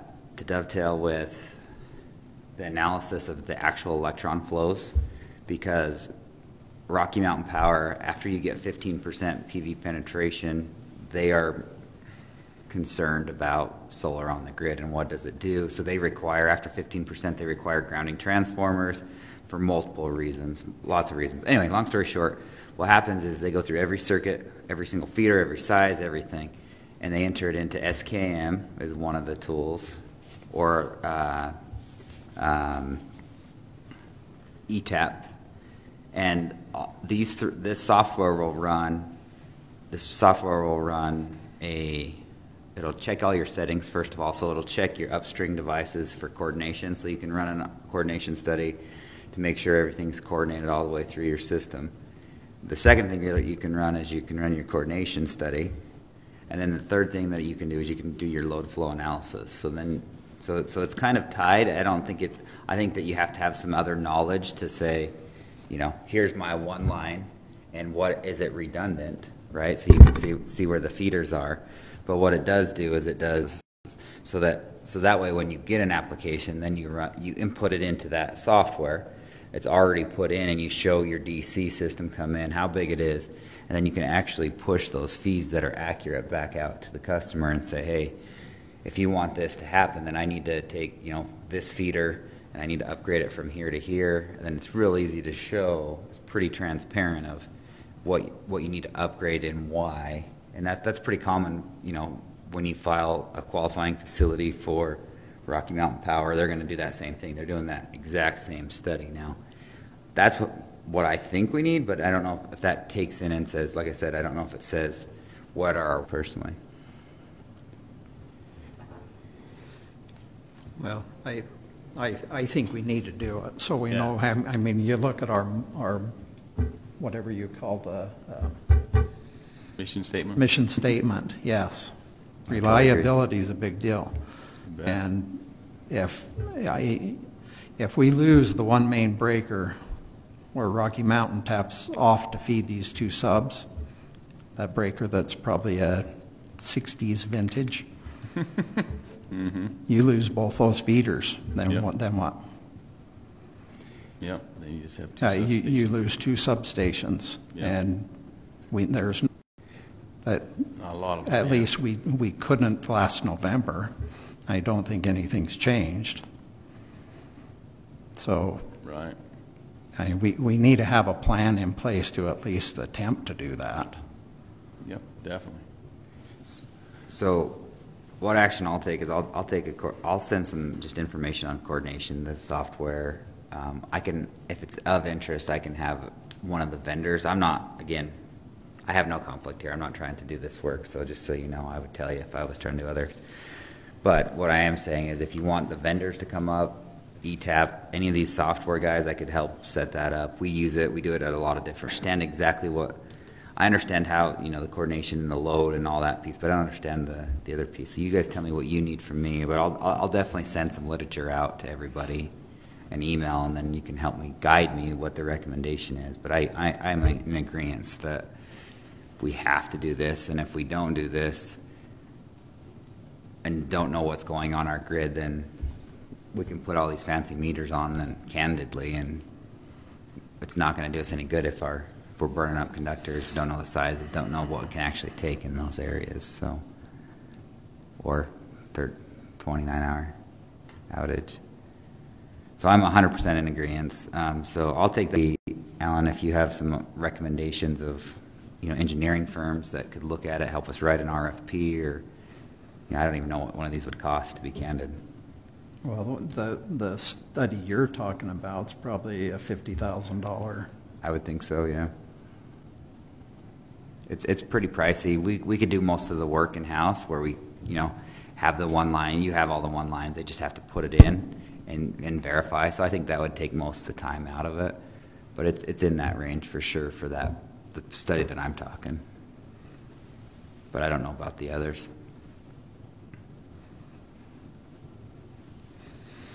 And we just look at our system and identify, prioritize what needs done next, and if you're not constantly working at it, it takes a long time to catch up. Right. You're talking a lot of money, and if we need to be doing it, the sooner the better. I totally agree. So I'm going to keep it on. So topic. I'm going to keep that on the topic. I'll send some information out. And to your point, I want to really focus on, to Bruce's point last time, I want to really focus on signing actions and who will take them, and try to really take the burden off of this. I'll take this, I'll take that. So I'm going to try to, as we move forward, take that and say, hey, what will you do? You just tell me. And then we could just keep that email string going, and we'll just try to, my suggestion will be, and you'll see my first email, but it'll go out and I'll just say, agenda item 9, and see if we can't get it all but voting as much as we possibly can outside of here. And I know it's hard where it's not more than 2 of us meet, we have to do a public meeting. So I know that that's the limiting factor, but I'll do my best to really try to assign actions. So I'm going to keep it on here. I definitely think it's a high priority.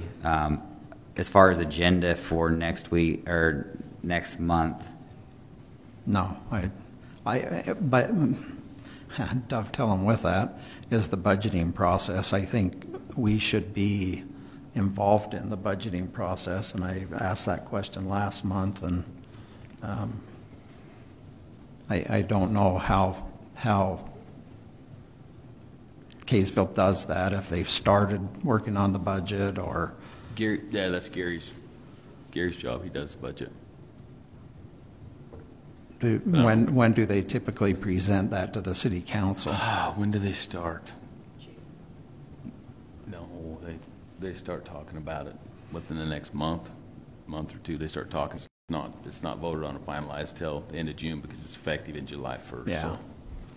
So I mean, there's still time. I would be interested in having at least a look at it before it. Yeah, I don't see any reason why we couldn't do that. And I think Dean was going to take your sheet and use that, start implementing it into the process. So maybe it does make sense to have Dean come prepared to show that. I mean, I don't know if that's. Well, and that will address the rates part of it, but what is the power department spending its money on, and do we have a 5-year or this project and this project? And Yeah, that's a capital improvement plan we have for 5 years, yeah. That's all Yeah, part of the We've got rates it. study. We've got some substation work built in based on the last year's capital improvement plan. So, but I agree full-heartedly with Alan. It would be nice to have a process that you're looking, like I think of like continuous improvement, and you're just looking every, even monthly or quarterly or annually at least, you know, where's our weak spots, Well, what yeah, are our constraints? And we do that all the time. That's what we've been doing forever. But it's something a little different, like Alan was talking about. It's redundancy and stuff for accidents and things, which isn't the same as everything we build is, you know, we upgrade and stuff for load and future expansion and stuff. But Right. and you know, the money we put in for the substations, you know, the new substation transformers, and you know, all those things are built in. But this is a different animal that we're talking about. yeah, the system reliability is one thing. You also have like pole replacements, and if you've got any direct buried wire that is getting to the end of its life, and all of that kind of ongoing maintenance. We do pole testing every year. We do, Yeah. you know, going through this whole Yeah, system. and- you've got to fund all the bigger pieces of. yeah, that's what I say. Those are kind Yeah. of two different things. Yep. And a lot of places it's a little easier because if you like Bountiful, you got a 138 loop or something around. That's a different story. This, you know, with us, it doesn't do us any good. This is 46. These two substations are 46, and our other two substations are 138. So we can't do a transmission loop. It has to be a distribution. So Yeah. Yep. So that's why I say it's a little different animal too. You know, it'd be easier to, if it was a 138 loop around the whole thing, and like you guys have.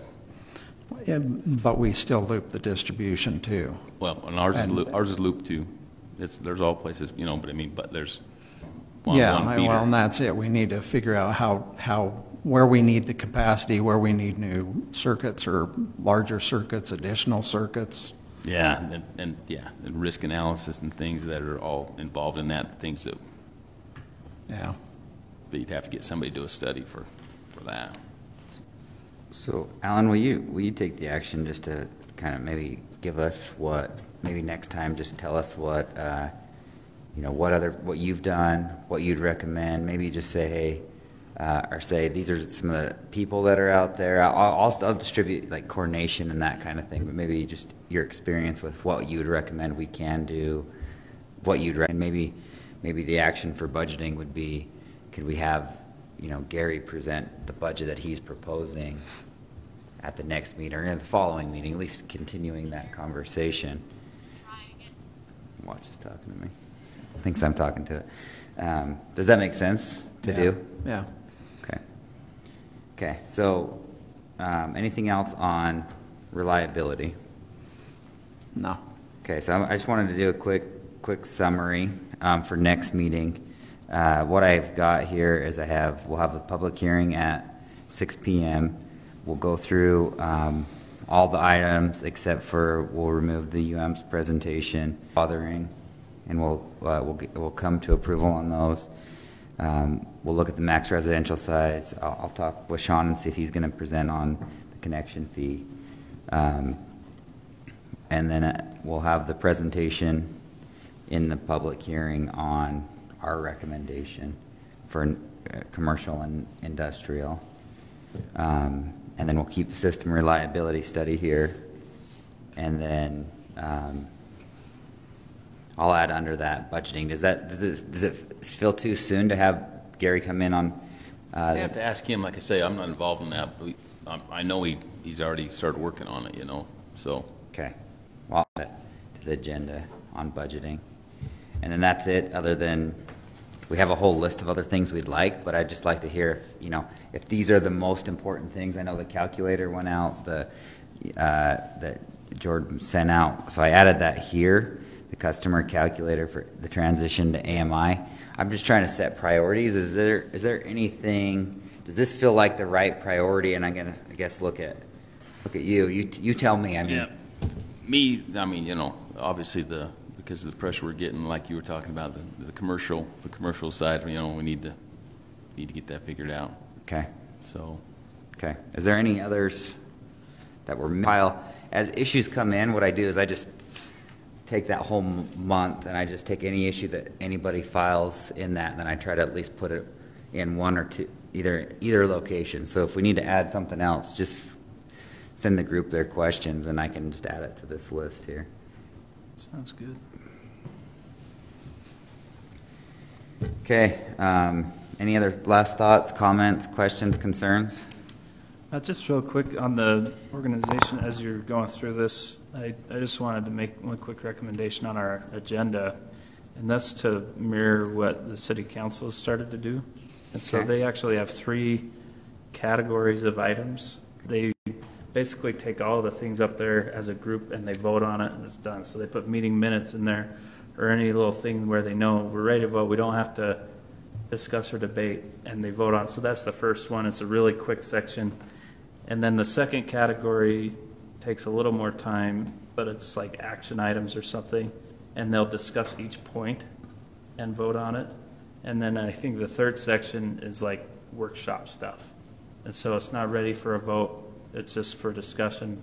And then as I went to the last city council meeting, I thought that organization made a lot of sense, because you breeze through things that you know you're ready to vote on really quick. Then you take, this is just discussion, we're not ready to vote. And that organization seemed to make the meeting flow well, so I just recommend maybe we kind of adopt that. And then as we're emailing our assignments, I could say, I recommend this being in our top section, it's ready for a vote, and then we know what to expect. Or here's what I've done here, and I recommend this be down in the bottom because it's not ready for a vote. We just need to discuss it. So Okay. I just wanted to throw that out there real quick. I can, if you want, I'll send you a copy of what their agenda looks like. And then if you guys are comfortable doing that, I think this seems to be a good streamlined way to go through a meeting. Yeah, I'm really looking out for Stacy. I'm trying to get the time, so I'll take any suggestions that you have. So if you'll just send me that, and then when we meet, we can just look at it and say, hey. See if it makes sense. Okay, yeah, I'd like that. So, any other last thoughts? Nope. Okay, I'm so good. I'll entertain a motion to end the meeting. I will make the motion. I'll second it. All in favor? Aye. Aye. Aye. I'm